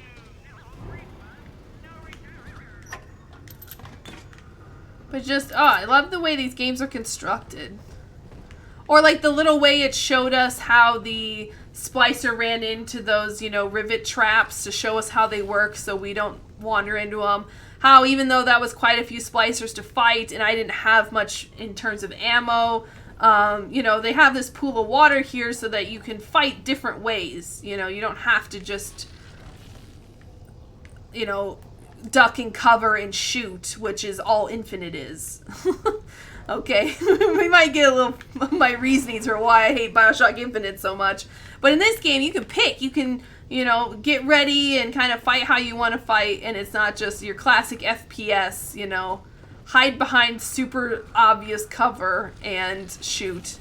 You know, you kind of have some choice, so we love that. Ooh, look at this. Sophia Lamb has taken Rapture and is responsible for stealing children from the surface. Her splicers destroyed my submersible and forced me to run. But the ticket booth here is secure, and though I cannot trust him, Sinclair is a valuable ally. I have already rescued a few of the new little ones from Lamb. They all want to know how we will get home. I wish I had the right words for them. And obviously she knows how to free little sisters from their need to collect Adam and everything. She developed that in the first game. A type of tonic, I'm sure, to free their genes from the need to harvest Adam and work with Big Daddies. Alright, let's take the train. Go meet Sinclair. Augustus Sinclair, Esquire. Choo-choo! This feels safe. Oh, I wish we came across this music more during gameplay, you know, like that some of the record players were on, because like a splicer turned them on or something. Or instead of her grating voice, Sophia Lamb played music over the loudspeaker, you know? Wouldn't that be nice? Not to hear the constant dronings of some old bat. You guys wouldn't know what that's like. Huh? Home sweet home.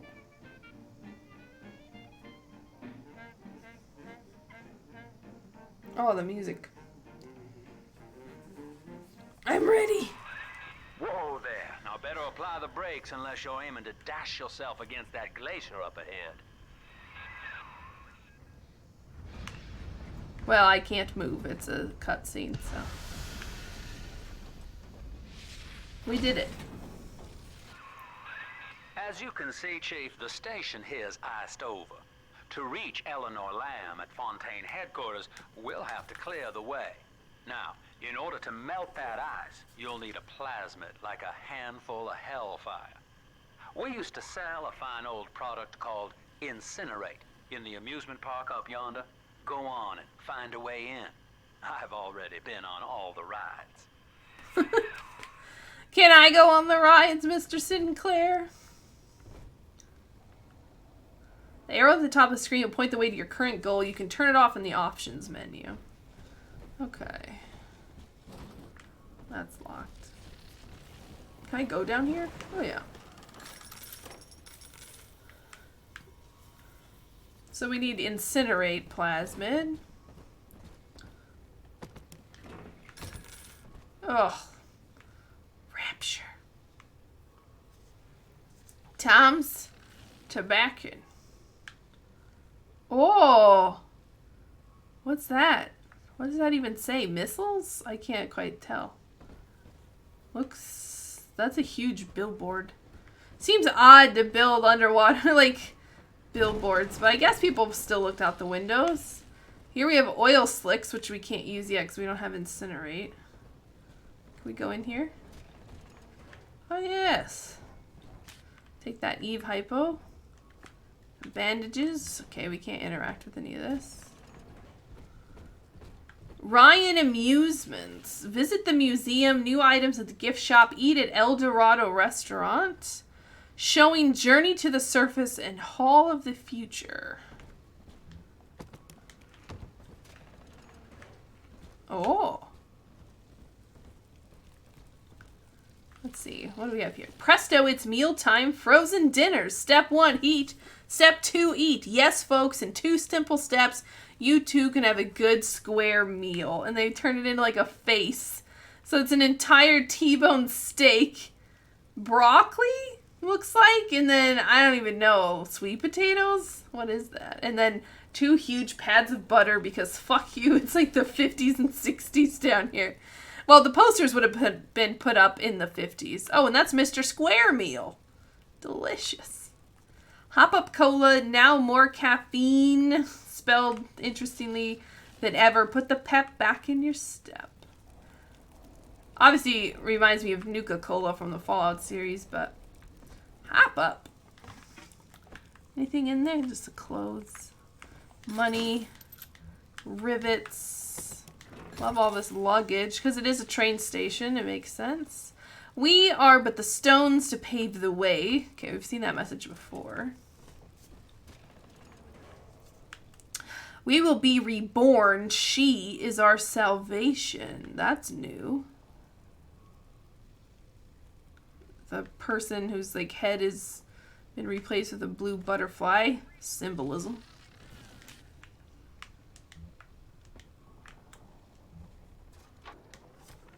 Eleanor is progressing brilliantly. My physical participation in her birth was minimized, of course. It is vital that I am unhindered by nature's crude bias. I will be, above all, her intellectual progenitor, loyal not to her, but to the people she will ultimately save. But I admit, it is with some measure of pride that I review her marks in standard intelligence tests. As an agent of our beliefs, she may surpass even me. Interestimundo. Look, it's a picture of Andrew Ryan on the money. But I can't get it. Because I don't have the power to melt. Clown! Fucking clown! You think you're so funny! I deserve respect! Yep, get out of here. Get fucked, bud! Man, I miss my wrench. The drill's cool, but it takes like a slight minute to charge up. And I'm just not skilled enough. Oh man, could you imagine getting your heckin' shoes shined here? Wow, with the view. Of course, if day in and day out, year after year, your only view was like the ocean, I guess. Underneath it, even. Might get a little depressing. Hence the need for the psychiatrist down here. Okay. Now, I am playing on medium, so we are taking, like, you know, decent amounts of damage for sure. Hall of the Future plasmids available. Delicious. Welcome to Ryan Amusements. Insert your ticket now. Half price for children under 3. Oh, that's nice. Lobby, Park Security, Hall of the Future, Souvenirs, El Dorado Lounge, Journey to the Surface. What does that say? Rapture Museum, this way to progress, must see. El Dorado Lounge. And then the Express. Okay, well, we've got to get a ticket. They won't let me in without a ticket. Drill fuel. You're a rare old model, son. Alpha series, I believe. Now, Rapture's full of scientific wonderments just like you. And if we can sell them to the world at my price, well, curing your condition ought to be a cakewalk. Once we find Eleanor, the sky's the limit. Okay, so there we have Sinclair's reasons for working with us, Delta, and working with Tenenbaum. It's because he wants to take some of Rapture's progress and technology to the surface to sell it.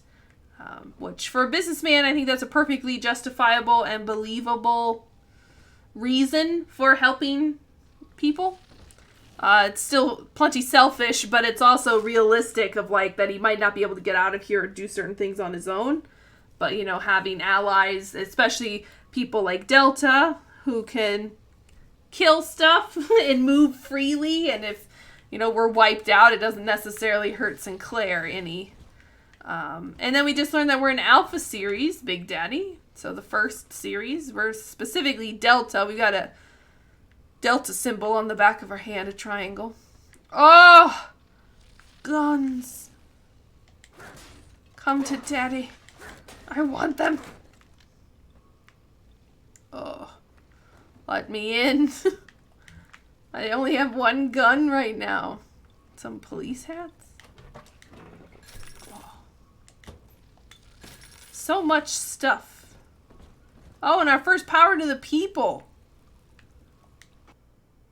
Ooh, what all we have here? Drill fuel efficiency. Drill damage. Rivet gun damage. Oh, okay. So they've added new upgrades that are locked until you get the previous two. So to get a reflector upgrade of incoming projectiles will be deflected back at attackers while the drill is spinning. You have to have the previous two upgrades. That's interesting. An internal heating mechanism heats rivets to a whiteout temperature before they're fired. May ignite living creatures on repeated shots. Okay. I think we'll go with drill damage. Augers on the sides of the drill increase damage to both drill spin and melee attacks. So I think that's huge. So we'll get that one first. Now, you can only use these once, just like the first game. Now, in the first game, I lucked out and we found every single one of these machines that we could and used it. We'll see if I'm so lucky this time.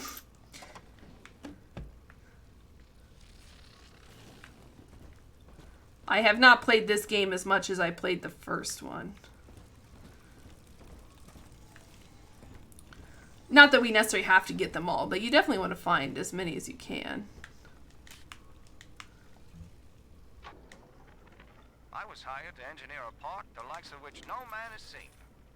Now all I do is watch over it like a grizzled sheepdog. My first line of mechanical puppets made the children here coo with wonder. But Ryan thought my vision was immature. Antiquated, he said. This place could have been something magical. But instead, he turned it into a school. No, a cathedral. Dedicated to himself. Ah, so he was brought from the surface to make cool theme park stuff, and instead Ryan made it boring. Classic Andrew Ryan. Okay, let's hack this.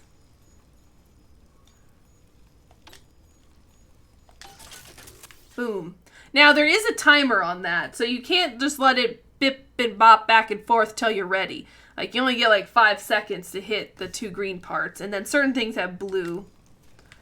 Okay, we've opened it. Easy peasy.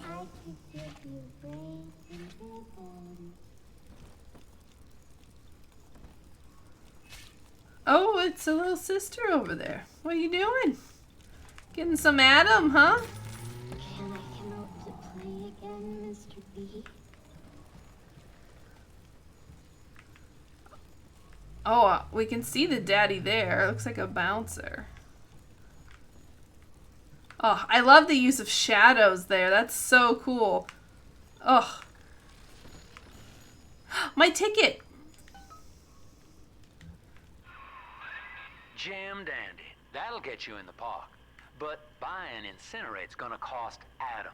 It's a sort of genetic goo that lets you rewrite whatever God gave you. The little sisters carry the stuff, as you may recall, so you'll need to locate one. I heard whispering near the El Dorado Lounge.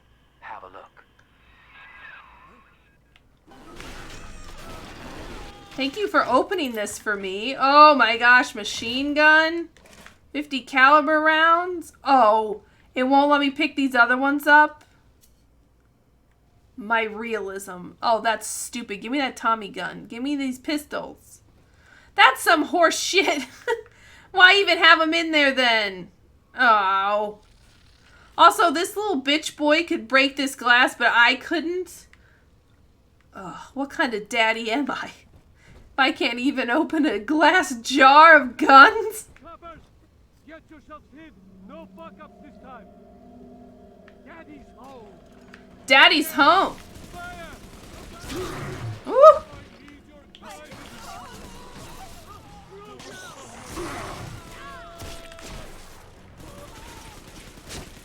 Woo! The damage! Everybody's got a fucking gun out here. Okay, we're out of bullets there.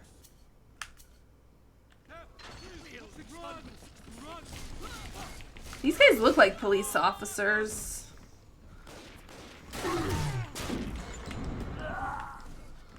Oof.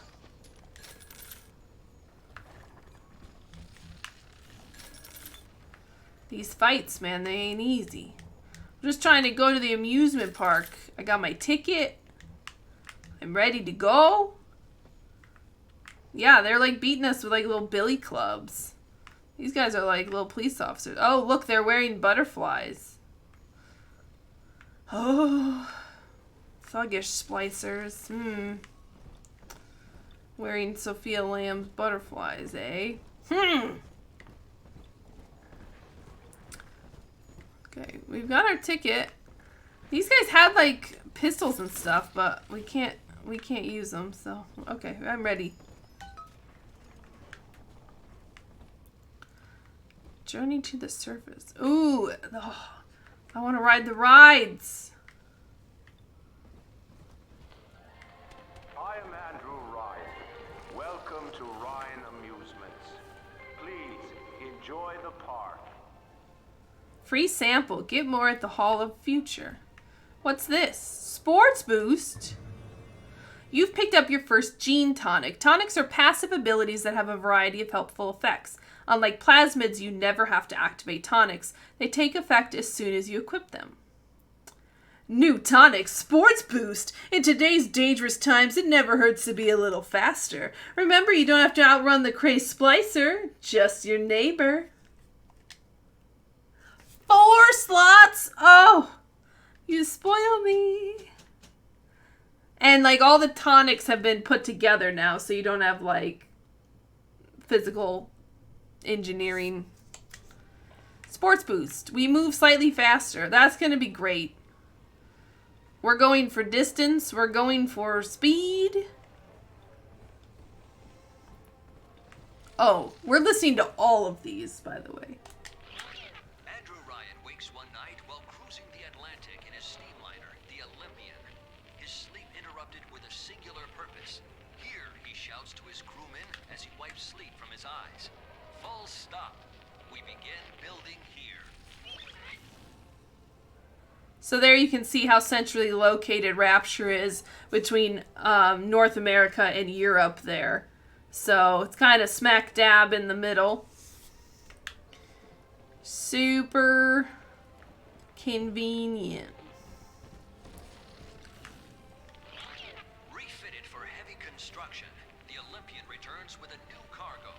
A state-of-the-art submersible platform, nicknamed the Sinker, ferries supplies and workers to the sea floor, fathoms below. The Sinker. Oh, wow. Look at that. Free health pack out there. Don't mind if I do. Thanks, telekinesis. What a bro. After initial supplies have been brought to the seafloor, the platform is permanently moored in the sediment. Massive iron girders are sunk hundreds of feet into the rock and silt. Below the platform, engineers work to overcome obstacles such as diamond-hard rock, obstinate sea life, and unexpected Unexpected what? Casualties, I think. Working deep underwater would be pretty risky, I suppose. Hall of the Future. Let's not go in there quite yet. Let's see what else we've got around here.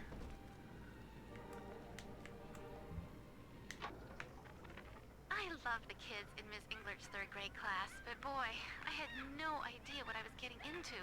Volunteering to chaperone this New Year's sleepover party at Ryan Amusements. Donnie, get down off that exhibit, and I told you, spit out that gum! You'll choke! The kids' parents deserve a night off to enjoy New Year's, but I'm at my wit's end. Donnie, I told you! Uh-oh, New Year's Eve sleeping? We know that New Year's Eve's a bad time in Rapture. At least a certain New Year's Eve. Okay, so that one's broken, but we still have this one. After the platform is secured, work progresses at an astounding rate. Designed to be the foundation of Rapture, workers toil around the clock to create the metropolis you see today. Okay, and these are regular people in diving suits, by the way. There's no big daddies or anything yet. Okay, there's a gift shop. And then the El Dorado Lounge, which is where the game wants us to go. I know this estate like the back of my hand. What are you talking about? What's this? It's a shoe. And some bloody footprints. Gross. Ew. Okay, I think there's stairs down. Yeah, here we go.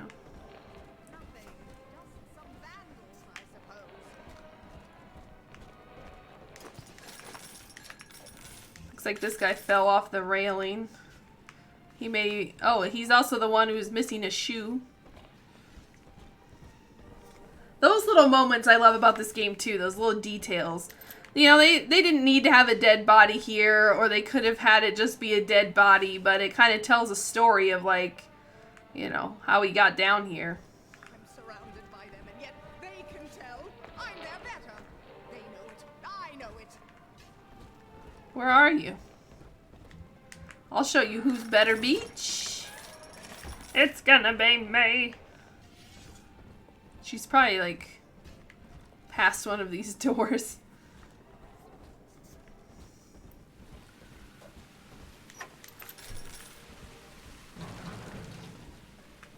Okay. Now this way, staff only, was blocked from the other side, but we can get back. There you are.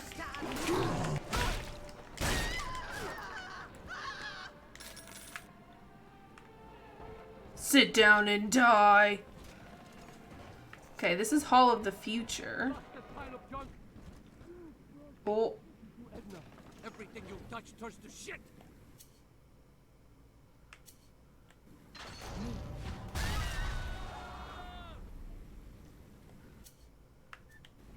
Seems like everybody's on the go these days. Everybody but you. You still haven't experienced Ryan Industries' new spring line of plasmids. Isn't it about time you got caught up? Evolve today. Pick your plasmid and evolve. So that was our first turret, an SMG turret. Great. So here's a bunch of the different plasmids. So that's like the frosty one, enrage, some type of hummingbird, electro bolt. That's the one we've got. That's the booze hound, where you could drink alcohol and it wouldn't have a negative impact. So that's a tonic. That one gives you extra damage against machines. This one was something about the cameras, I think. Like, they would see you less, and then enrage again in the freezing one. Couple of lead heads in here. That's a cool big thing. Look at that. We got the lady cooking bacon with her hand. We got strong man. We've got the dad with the daughter lighting up the light bulb. Then we got some type of brick man. They must have used bricks a lot. There was like 2 brick people. Oh, there's the Gatherer's Garden. And the gum. The vitamin D gum. Hell yeah. Gotta get that D. This way to the kitchen of tomorrow. Okay, so that's something we can melt. So we'll have to come back here once we get incinerate. A little peek out there at the old... Oh, look, it's Andrew Ryan. In what country is there a place for people like me? Free first aid kit? Hell yeah. What do we have here? Father's love. We lost another of the Alpha Series protectors today in testing. Somewhere outside the city limits, he simply vanished. For these men, Rapture has no walls. We must find a method of conditioning them against abandonment of the Little Sisters. Something physical, possibly even lethal. The lab aides are starting to call them Big Daddies. Perhaps there's some genius to that. Bonded pairs, connected by a love that kills. Okay, so now that Gil Alexander has picked up the Protector or Big Daddy program from Suchong after he died, they're still coming up with the ways to bond the Big Daddies and the Little Sisters successfully. So one Alpha series just yeeted out of the ocean. I get like he just left Rapture walking off into the distance. So there we get an allusion to what Delta, our character, is dealing with, where he has to be close to his little sister, Eleanor, or he has health effects from it. So that was by design, so that they would have a fully symbiotic relationship and so that the Big Daddy would stay around even if she wasn't being attacked. Because at this point, the only connection they'd made was he'd protect them if they were attacked, and that was it. Okay, so here we can buy Incinerate for 90, a health upgrade for 40, Eve Link for 30. Unfortunately, we don't have any Adam. We've only seen that one little sister actually harvesting with another Big Daddy. So we're going to have to take care of that. And we're going to have to come back here. So we chose poorly coming here first. What's new? I like to explore.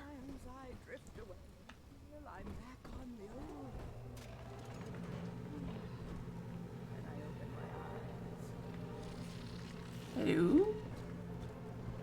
Is she over there? I hear you. I hear whiny bitch. She did.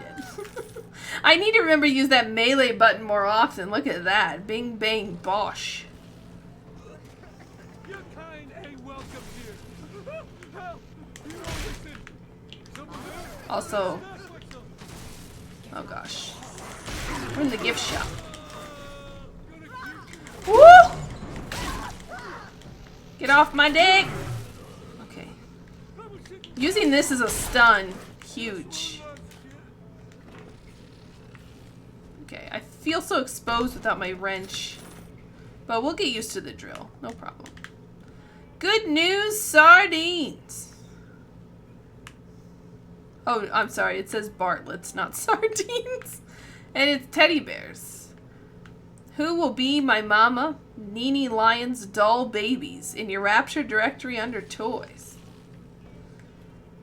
Never been a fan of dolls, I'll be honest with you. Like teddy bears, though. Used to be, there was no margin in running the gift shop. I couldn't hardly sell off this tourist crap for a penny more than the cost of manufacture. Then I met a straight shooter named Sinclair, and he laid a sweet deal on me. Says he's got some hard luck folks down at Popper's Drop can whip up this junk at half the cost I used to pay. Yeah, I had to pick a needle or two out of the shipments, but all in all, nobody's the wiser, and I'm all the richer. Had to pick a needle or two out of the shipments, which are primarily like toys and stuff, and then birthday cards apparently. Dionysus Park advertisement. There was a Sander Cohen play announcement. Okay, there's 25-cent bargain bin. Let's see if we can't hack this. Oh, I'm an idiot. Oh, it's a tough one. Oh! Blue bonus, additional cash. Trap rivets, anti-personal rounds for our machine gun, and $50. Woo. Bonus. Oh, man. See, I can hack safes now, guys. I can hack safes. Sure, we got shocked once. No big deal. Oh, hi. I shouldn't have bounced around. I think I drew them. Not my fault I got heavy boots on. Get fucked. Okay, we're definitely going to go through the Eve now. Say primarily? Primarily. Do I say it weird? You know what? I'm not going to let y'all with your much stronger accents than mine tell me I'm saying stuff weird anymore, alright? I'm from the Midwest, and I just know that we don't sound that weird. There's a reason newscasters strive to sound like people from the Midwest, because it's as neutral as you can get. So y'all need to get off my balls about it. Oh, free money. What's up here? Oh, Epstein the Swami. Oh, can we use these? Please. No, I can't. You did earlier? When would I have said primarily? Give me my fortune piece. Perhaps in a past life you did something terrible to somebody. That wasn't worth $1. In a past life I did something terrible to somebody. So this is like karmic retribution?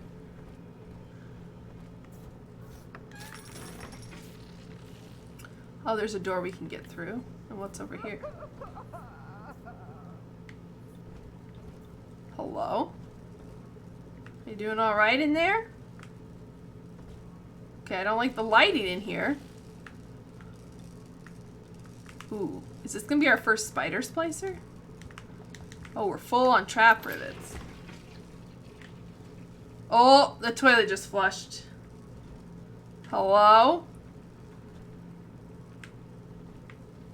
What? The door just opened? Oh. I knew you'd be there. Oh god, it made me like choke on my own tongue. I knew it was gonna be a jump scare too. I knew it. Ugh. You like come over here to loot this shit. You hear the toilet flush. You look. You see the door open. You're like, oh, free Eve hypo. You pick it up. And then a demon. She's just like a regular splicer too. Like, how'd you move so fast? She must have sports boost. Okay, then here's the women's room. Hello. Okay, we got some candles. It's nice. Gonna have another jump scare in here. Ah, frying pan. I keep that in all my women's restrooms. You guys think we have like fainting couches. No, no, no. It's frying pans and mattresses.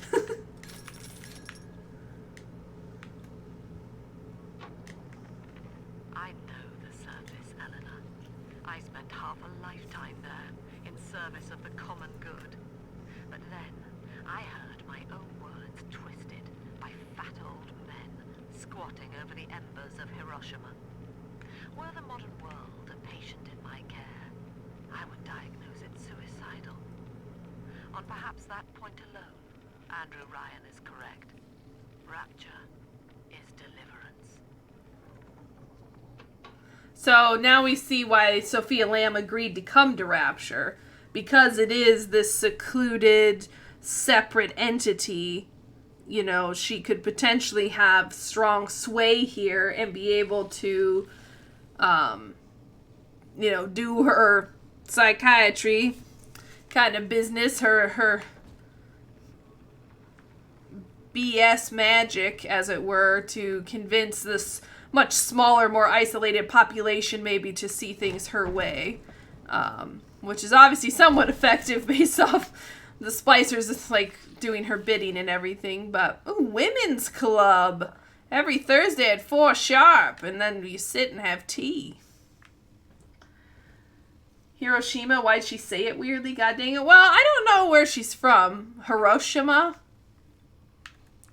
I'm sure we pronounce it not correctly either. I've usually heard it pronounced Hiroshima, but what do I know?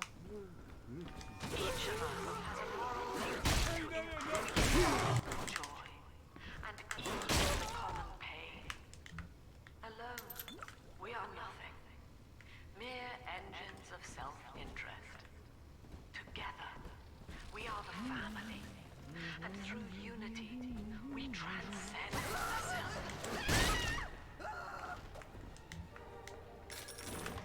Okay, so there we heard her. Oh, I fell. Oh, I thought I'd take fall damage.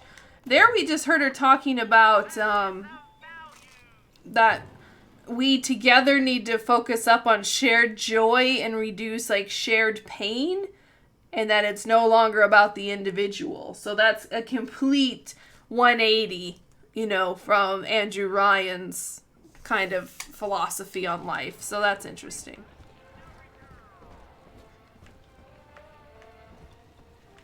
So we're essentially now exploring and interacting with the Rapture with a completely different methodology of leadership, let's say. We'll call it that for now.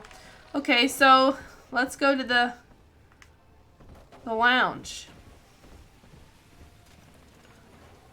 El Dorado. Cool. Until you arrive, Father, I'm trapped here. Smuggling these gifts out is the most I can do to help. Okay, she's left us another gift. We'll get that in a minute here. First of all, shoe. Some dead bodies here. Her book.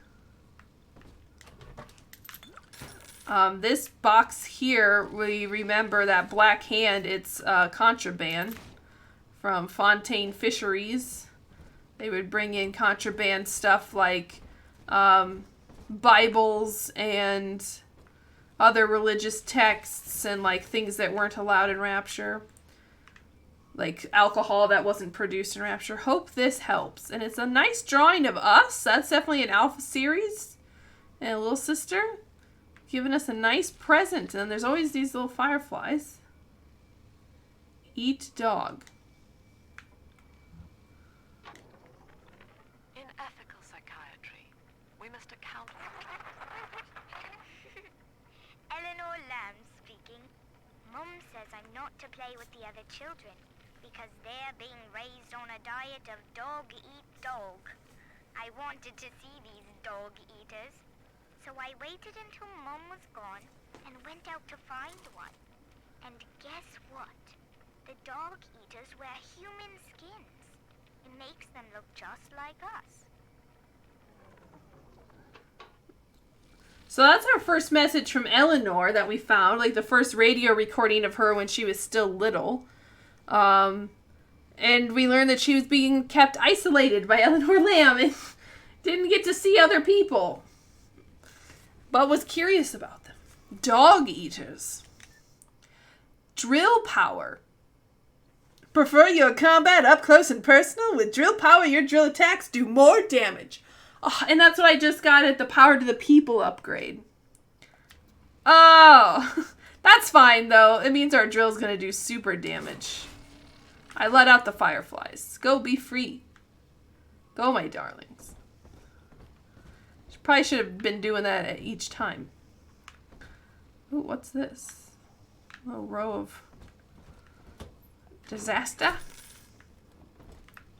So this is interesting that normally you'd be able to watch like the ride go by, but it looks broken, which is BS. I want to ride on it, but it looks like it's there, like off the tracks.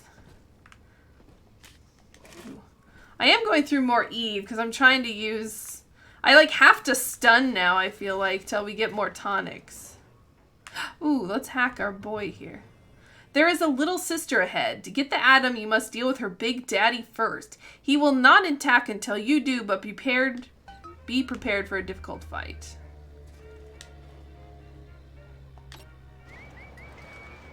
Oh, I should have gone for the blue. I thought I'd have to do it twice, just once. Alright, well, we've got to fight a big daddy. I don't feel prepared for that. Now that big daddy won't bite until you do. But to get to Lil Sis, you gotta put the old boy down for good. Okay, so they're reminding us there kind of how the mechanics of the big daddy work. There he is. He's just a bouncer. Oh, I think he's gonna do karaoke. Oh, nope, he's leaving. There's the little girl. Ugh. Should we just go for it and see how it ends up? I mean, we don't have much here.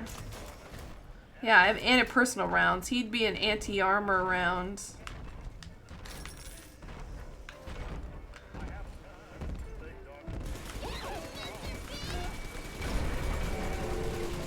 Hopefully with the help of our little guy here, we can... He might pull aggro for us. Woo! Ah, he's fast! See, why don't I have that? Because I'm old. I'm an old model. You stop right there, mister.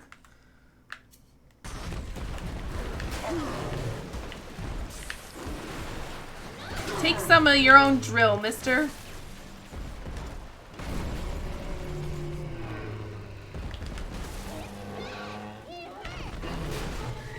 Woo, luckily he was in the water there. Take a breath, son. You did it. Now, just let her ride on your shoulders and she'll trust you like her own daddy. Oh, hi. It's okay. He's nicer than other daddies. Yeah, I'm super nice. Come on. So we no longer have the harvest-rescue dichotomy option. Now we adopt them because we're Big Daddy. We're in business. Now, there are corpses all over Rapture, and little Dimples there can sniff out the atom on them. Find one. You've adopted a new little sister. Press and hold square to ask her to lead you to an atom-filled corpse. So she's riding on our back right now. And we need to gather Adam from 2 bodies. But first, we'll loot, you know. I found one of those children at last. Filthy dress, all alone. I approached her, praying that it was my little girl. But she was gorging herself on blood from a corpse. It wasn't her. I stared, just reeling. And then that skinny, armored freak that took Cindy jumped me, shrieking like an animal. I escaped, but could Cindy have become one of those things? I've got to find her, now more than ever. Was wrong. To hand sufficient power to any individual is to create a tyrant. We must therefore eradicate tyranny at the genetic level. To end sin itself. That is the family. That is our cause. To end tyranny at the genetic level. So there we have, you know, Sophia's Lamb's end goal. Because we know that here in Rapture with Adam, anything is possible at the genetic level, right? So potentially even eradicating sin. Interesting. Okay, well, we beat our first Big Daddy. It wasn't terrible. Our little girl's talking about Big Sister. I don't want to hear about that shit. She's our enemy. Mark Meltzer also referenced the Big Sister in his thing. Okay. Boy, bitch. Let's dance with them. Oh, okay. Here, how about we, how about you go get me some... Oh, I can't put her down. This way. Let's go get some Adam. I need to buy Incinerate. Oh, look, it's the guy from before. She's got a juicy one, but when she starts draining out the atom, the splicers will come running. Be ready before you set her down on that body. Okay, so we have to prepare for a fight here. Okay, and this is another big part of this game is just like in the end of the first BioShock, we put on a Big Daddy suit as Jack and we helped out some little sisters. I ended up killing 4 of them by mistake, but it was fine. But we had to protect them while they were harvesting Adam. That's a huge part of the gameplay in this game. So if you didn't like that part about the first game, you're not going to like it here either. Just put her right down on that corpse. We'll put down some trap rivets. And then we'll let her go here.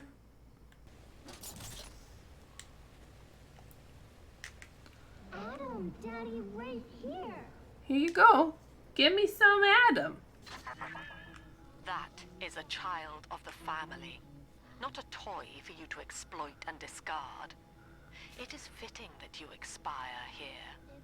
One more forgotten curio in Ryan's shrine to the self. Your little sister. Oh. Keep the splicers off her now till she's finished, or they'll never give up the hunt. Your little sister will gather Adam for you, but it takes time and attracts splicers. Keep the splicers away from her so that she can complete her task.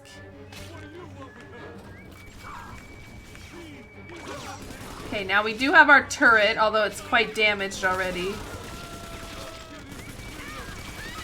Oh, and they're all coming from one side. Oh no, here they go. Okay, I'm out of ammo, but I have some anti-personal. Woo! Wow, you were up close. Okay, luckily he's going for the high road, so we can defend down here.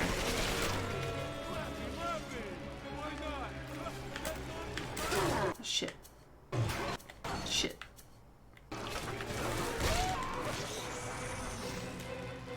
She's almost done. She's drinking it up. So she doesn't have a health bar anymore. Now she has like this timer, and if they get to her, you're fucked.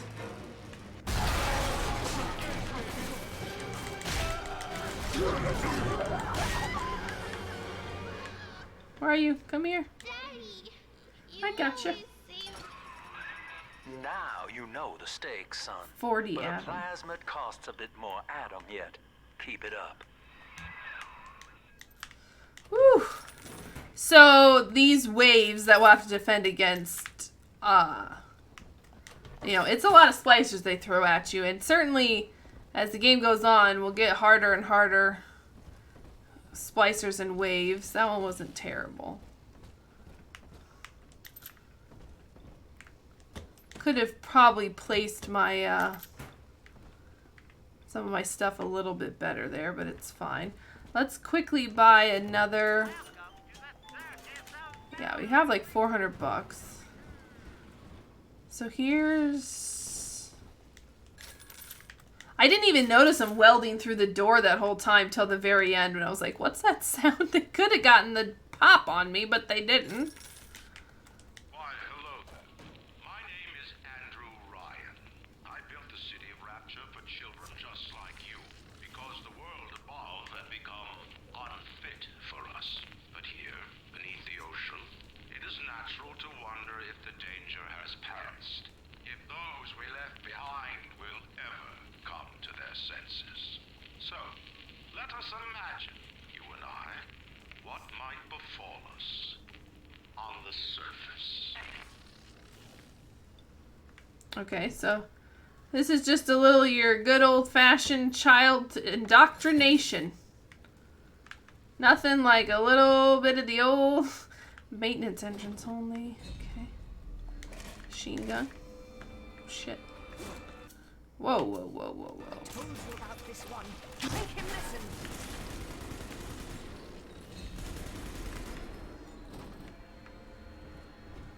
Told me about this one. Innocent. How could you? Oh, they want the little sister. Absconding with an innocent. Simple tete-a-tete. Yeah, I don't think so. She's mine. Ah! Oh, you scared me, bud. Oh, and then I had to kill you. You know how it is. I got a little sister to protect, bro.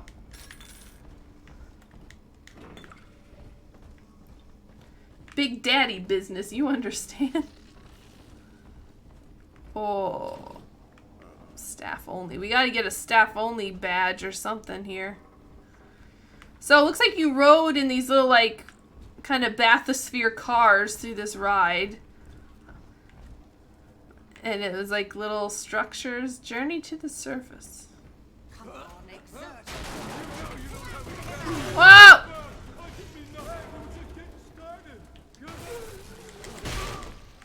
Get fucked, bud.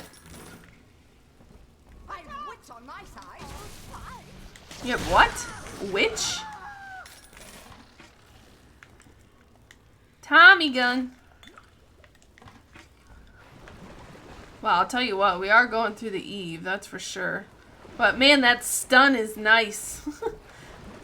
Since we don't have like the, or at least I don't know how to use it if we do have it. The drill dash that bouncers have. How much is this? 15 bucks? Yeah. Do it. Ammo. Any personal rounds? Hell yeah. Now we do have some heavy rivets. I'm guessing those would be more effective against a big daddy or like an armored kind of guy. On the surface, the farmer tills the soil, trading the strength of his arm for a home and lands of his own. But the parasites say no. What was yours is ours. Oh, look. We are a state. Look at that. We demand our share. That's cool. So you can see the animatronics probably used to look pretty cool, but they're a little aged now.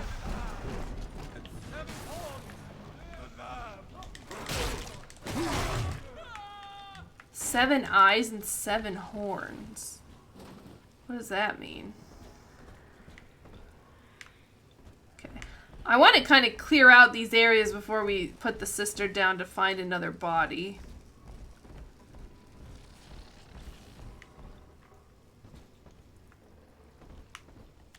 Remote hack dart. Don't mind if I do.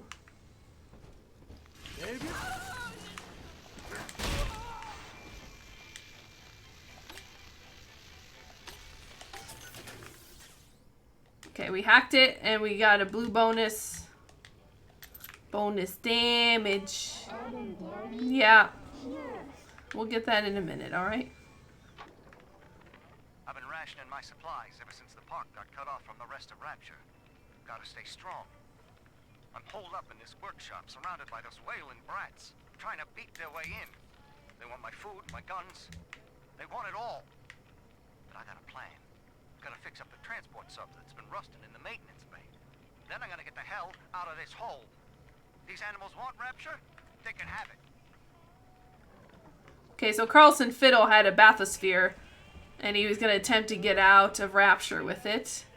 And then the little kids are like banging on the door. And he was like, no. Fuck you, kids.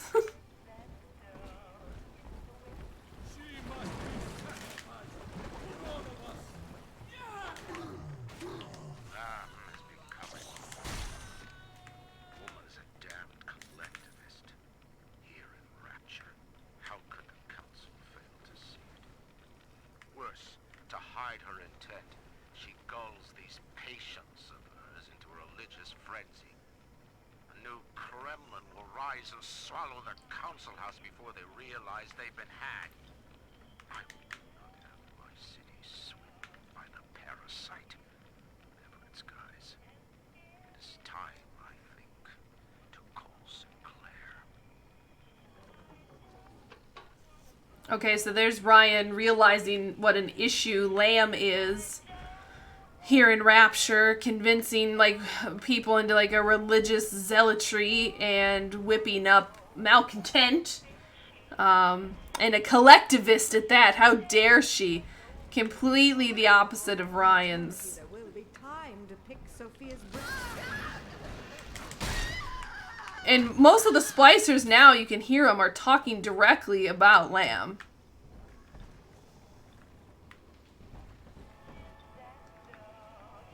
Whereas in the first game, they're a little more disjointed with like old memories, snippets of songs and conversations that are, you know, not really related. Stew? From a can? The indignity. No! Beef stew from a can? Rapture is a paradise of the ego, Eleanor. Under Ryan, the voices of an entire city sing the virtues of greed and pride. But truth, rather, is in the body. Already they grow weary of struggling against one another in fruitless competition. Observe the bent backs, the drawn faces. Ryan promised us more, they seem to say. In what shall we now believe? And Eleanor, it is our task to answer. Okay, so people were starting to get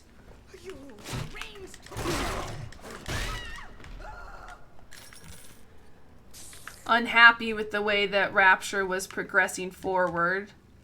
Particularly those more towards the bottom of the pecking order. Wow. We will be reborn. Courthouse. Okay. This is the way we came from, right? And then we went up there. Right. Okay. Yeah, we haven't seen this yet. The parasite makes nothing for itself.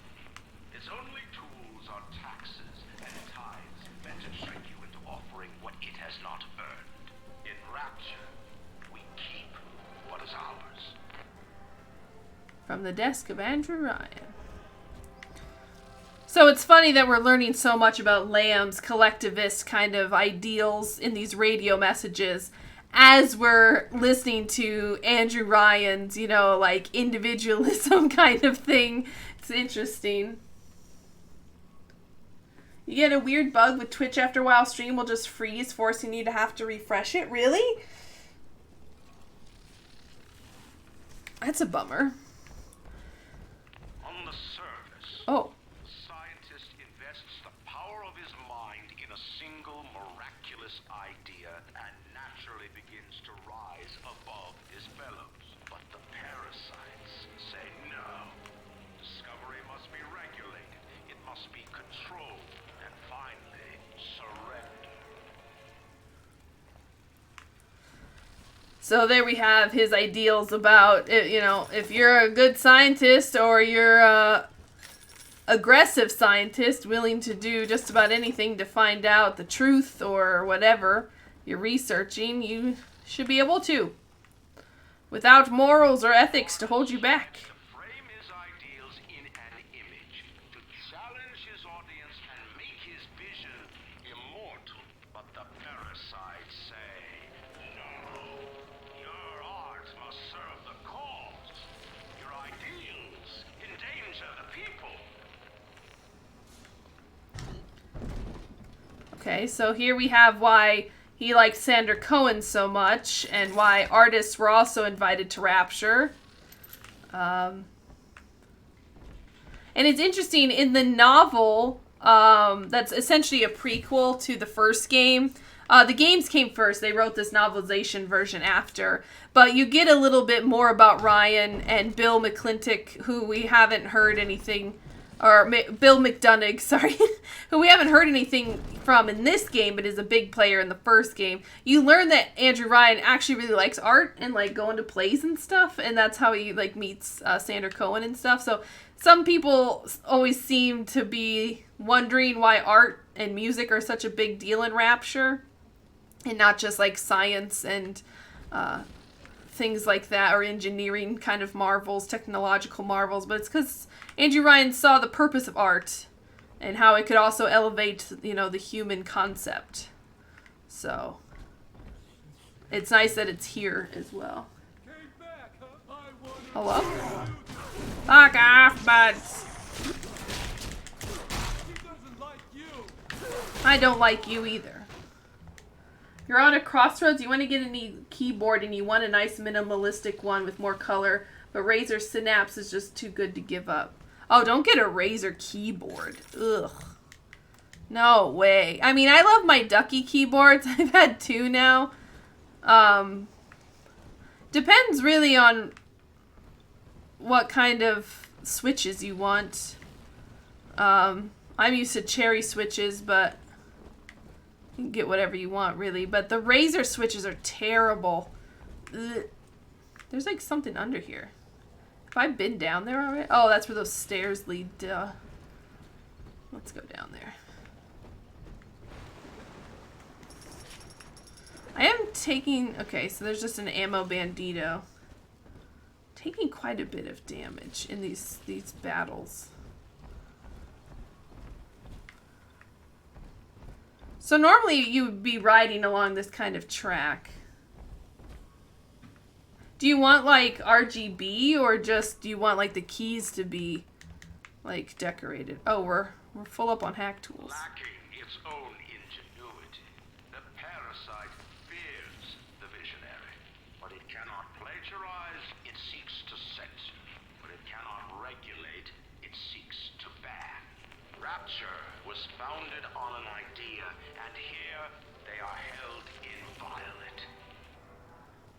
Ah, yes. Look at our shadow. Look at that. Dynamic. Oh, Razor Synapse is when it flashes with certain games like Overwatch, Alt Charge. Oh. Yeah.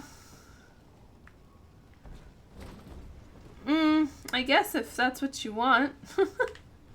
But, oh look, it's Andrew Ryan's head. Get fucked. Whoa, look, it's a bunch of people's heads. Any sweet loot in here? I'm getting really turned around, by the way. I have no idea where I am, or I know where I need to go. We have to go harvest that. Oh! Oh my. Oh my.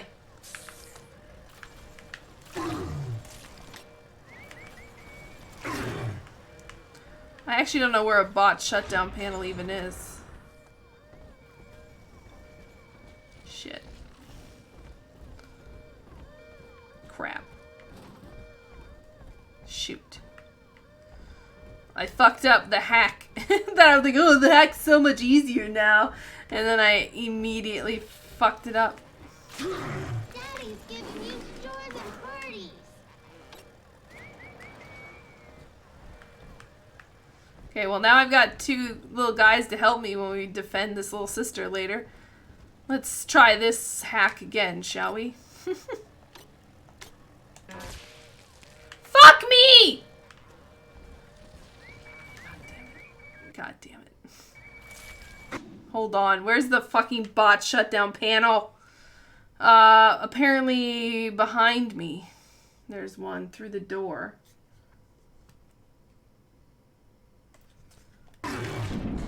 Fuck, I'm gonna die. Shit. Oh my gosh, it's right here. Get wrecked. Fuck. Let's buy some health packs. I think there's a Circus of Value down here. It looked like on the map there was a... Oh, that scared me. Just a mannequin body. It's just standing there. Menacingly. Yeah, Circus of Value. What up? Circus of Value. Just a bunch of arms. Vita chamber. And then a vent. I'll probably have to come back here with the little sister. Something tells me this is the only vent since it's like decorated. Okay, now I hacked two of those bots. Are they both still with me or just one?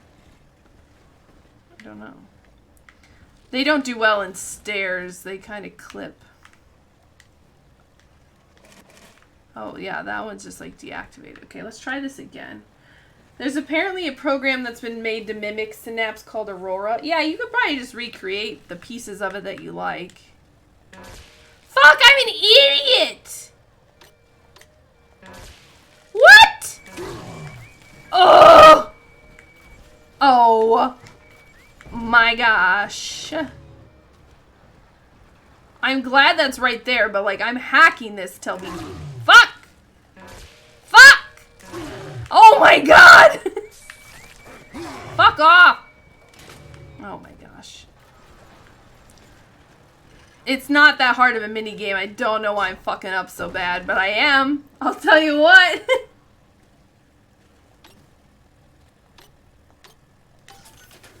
How hard was that? It fucking wasn't. Oh my gosh, look at them all. Well, the good news is I'm getting a lot of 50 caliber rounds, so look at them all. Oh my gosh. Well, 2 get deployed each time. That's amazing. Unfortunately, I can't hack them. Otherwise, I'd have like an army of bots. I don't know why I failed that 100 times. I guess I'm just fucking dumb. Nothing new there, LOL, ripperoni. Look at this. Some cake, some cola. On the surface, your parents sought a private life, using their great talents to provide for you.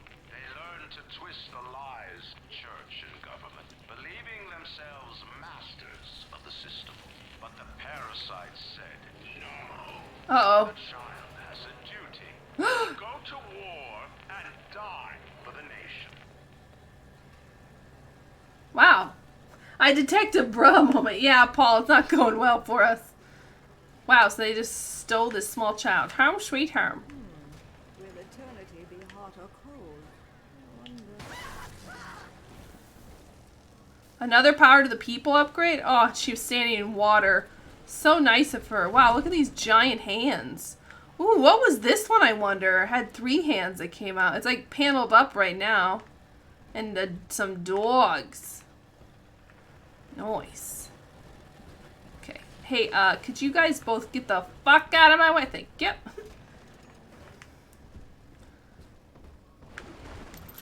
Rivets. Hello. Another power to the people? It's funny because it's a Fontaine Futuristics like device, and Ryan's like, yeah, put it in my theme park. That doesn't seem... That's not very Andrew Ryan of you. Ooh, what do we want? Ooh, I don't even know. Machine gun damage increase, machine gun royal recoil reduction, rivet gun clip size, rivet gun damage, drill fuel efficiency. Ah, I lean towards that one. That all seems handy. No, Paul, trust me. We like puns around here, okay? Puns will always be approved. Stay, please. Stay a while and listen. Yeah, we're gonna go with the drill. A new toy? I like how, like, aware she is of, like, what I'm doing. Look, another safe. I can't wait to hack it. Oh. Could you two both stop? It's like fucking Tweedledum and Tweedledee over here. In my way! Let's try to get the blue, shall we? Oh, more money! Oh. I don't even, like, need half the other stuff. Now, we did get an auto-hack dart. That's fine. Could you both? Heckin' get out of town. Disease. Random. MX Cherry Lover. What are tactile but quiet? I've got browns right now. You thought I would send you to the Pungeon? No, please. Please. Oh! Shit, I'm a thick boy. Wow. So here, let me type for you. I have Cherry MX Blues on my old keyboard, but I deemed them too clicky for my streams. They were so loud. I now have Cherry MX Browns. They're both Ducky keyboards, but here, I'll type for you. Here.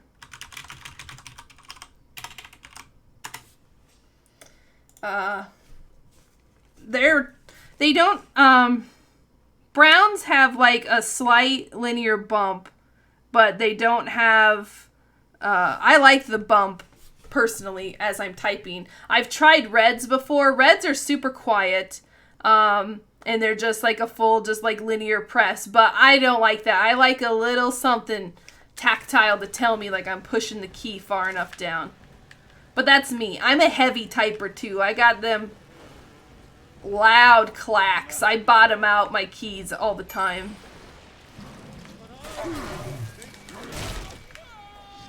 And it's because I think I just learned bad typing habits when I learned to type. Oh, there's a camera! Oh, jeez. Hold on. This is a long ride. I don't remember this section being so long. Also, where's the camera? Oh, it's right there. I'm an idiot. Get my drill back out. Also, Tweedledum and Tweedledee here are just constantly making noise. You like the bump. Yeah. So you either have like the clack that you hear is when the key like bottoms out here. Here. Watch YouTube videos to pick your keys, okay, kids? But here. So if I don't bottom out the key, it sounds like this. It's so close to the mic. Do you hear that? But then if I bottom out the key, so like push it fully to the tray, you get that clack. So that's not the brown switch. That's the plastic of the bottom of the key, you know, like the square bottom hitting the tray. But the actual switch inside is just if you don't bottom out like this. So you can kind of hear that tactile bump in there where there's like it catches slightly. I like that because it gives me feedback. Since I'm a touch typer, I never look at my keyboard. Or very rarely, like I have my home row and I'm just a touch typer. So I like that little bump to tell me like I've hit the key down far enough. Whereas reds, it's just smooth the whole way. So I often, when I tested one of those out, I missed keystrokes a lot. So it really depends on if you quality ASMR for sure. I should get my blue one out. You could hear the difference. It's so clicky and loud. Like the blue is so loud. But the reds, a lot of gamers use because you don't have to press down as hard because it's such like a quick linear action. But if you ever type, or if you type regularly, and I do on my computer, like I hated it. I was constantly missing keys because I wasn't pushing enough. Hold on, just one sec. I think I know where my blue board is. Hold on.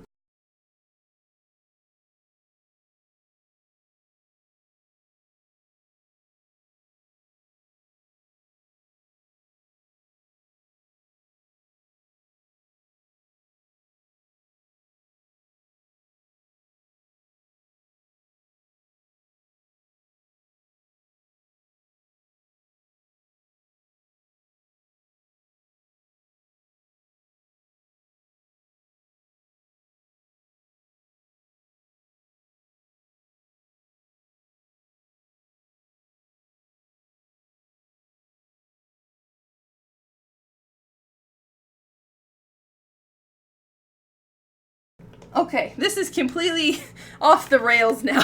So this is also this is my Ducky Shine 5, my older keyboard I had for years. And these are Cherry MX Blues. Listen to this. You hear that?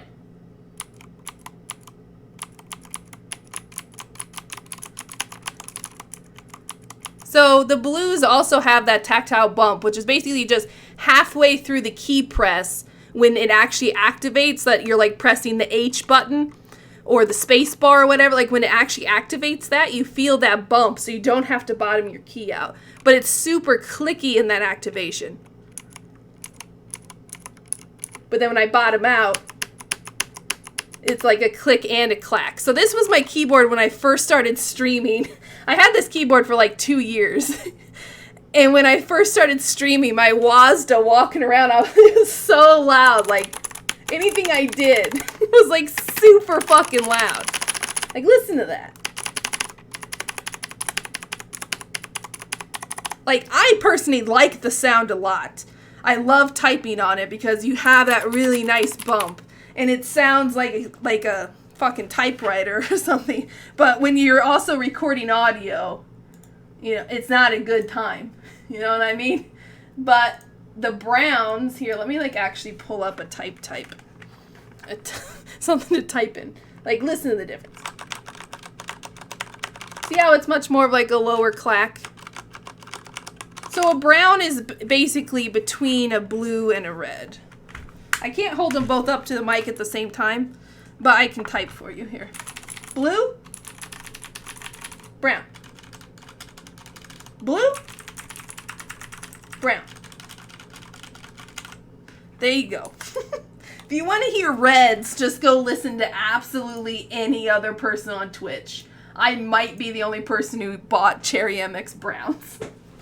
And I love the Ducky brand because it's got nice RGB. It's super easy to customize it, but it doesn't have a program that's constantly running. You do it through like function keys, and there's a super easy manual for it, but it doesn't have like bloatware on your computer just for the colors or anything. They're super high quality. Ugh. Not sponsored, by the way. And I use full keyboards with the numpad. I'm not someone who uses like a plank keyboard.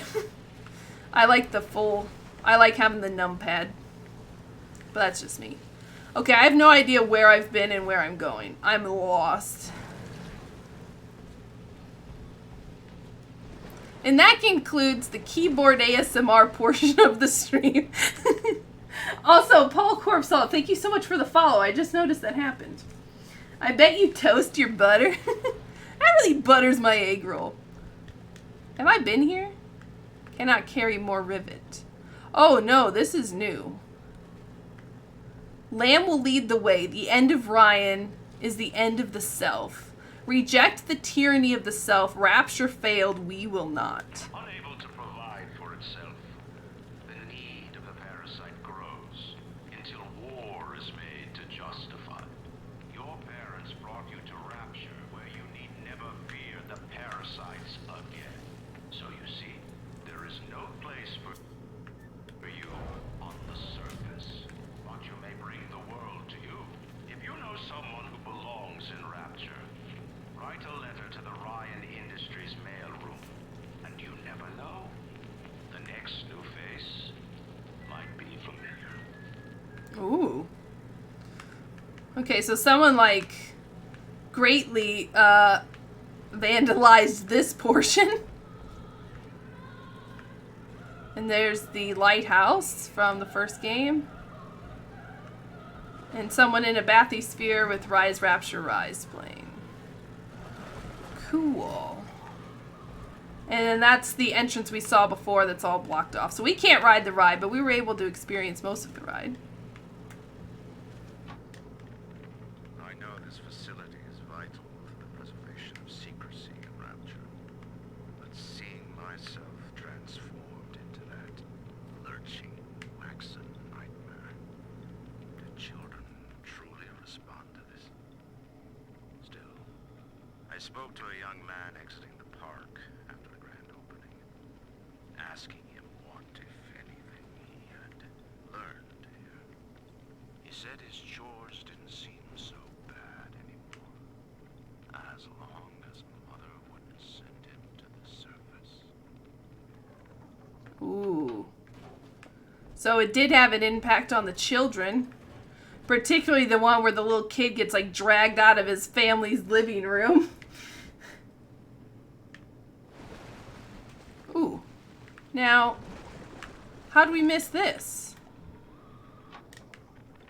I met with Sinclair today of Sinclair Solutions. Stanley Poole. It's this pseudo-legal firm he set up to take problems Ryan doesn't want to admit he has and make them go away. I could fill 40 front pages of the Tribune with stories about this fella if he wasn't hanging on to it. And he's got work for me, right? I ask what? And he flashes me these $1,000 Steinman teeth saying this job will, quote, change history. Okay, now I'm pretty sure Stanley Poole is briefly mentioned in the first game. He's kind of a reporter. Well, he's not kind of. He is a reporter. And, he doesn't play a huge role in the first game, but I think that's a familiar name to us, Stanley Poole. He has kind of an iconic voice as well. Okay, so I'll tell you what. We're going to go back to where we need to defend the body and the little sister, but we're not going to actually do that tonight because it's already after our time here. Your girlfriend broke up with her husband? Are you memeing me, my dude? Am I going in circles? Do I know where I am? Where'd you want me to go? Oh, it's this way. Oh, I probably passed right by it, didn't I?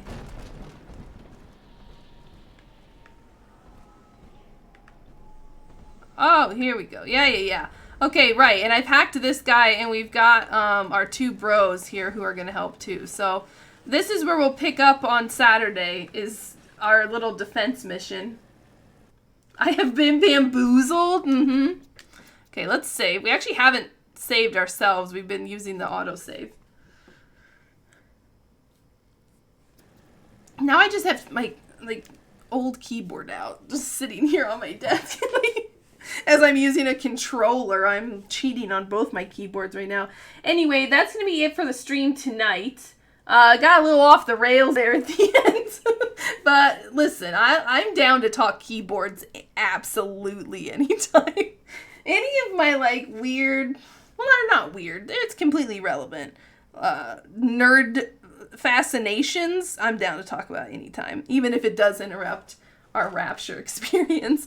But anyway, that's BioShock 2, the very intro. So you can see how it's similar to the first game, but how it differs and tries to keep things kind of new and fresh, despite being back in Rapture and still relying heavily on like Andrew Ryan and things like that to move some of the story along. But that's going to be it for the stream tonight. I'll be back on Saturday at 3:30 p.m. Central Standard Time. We'll be playing more of this. Should be able to get quite a bit further in, start having some bigger battles and things like that.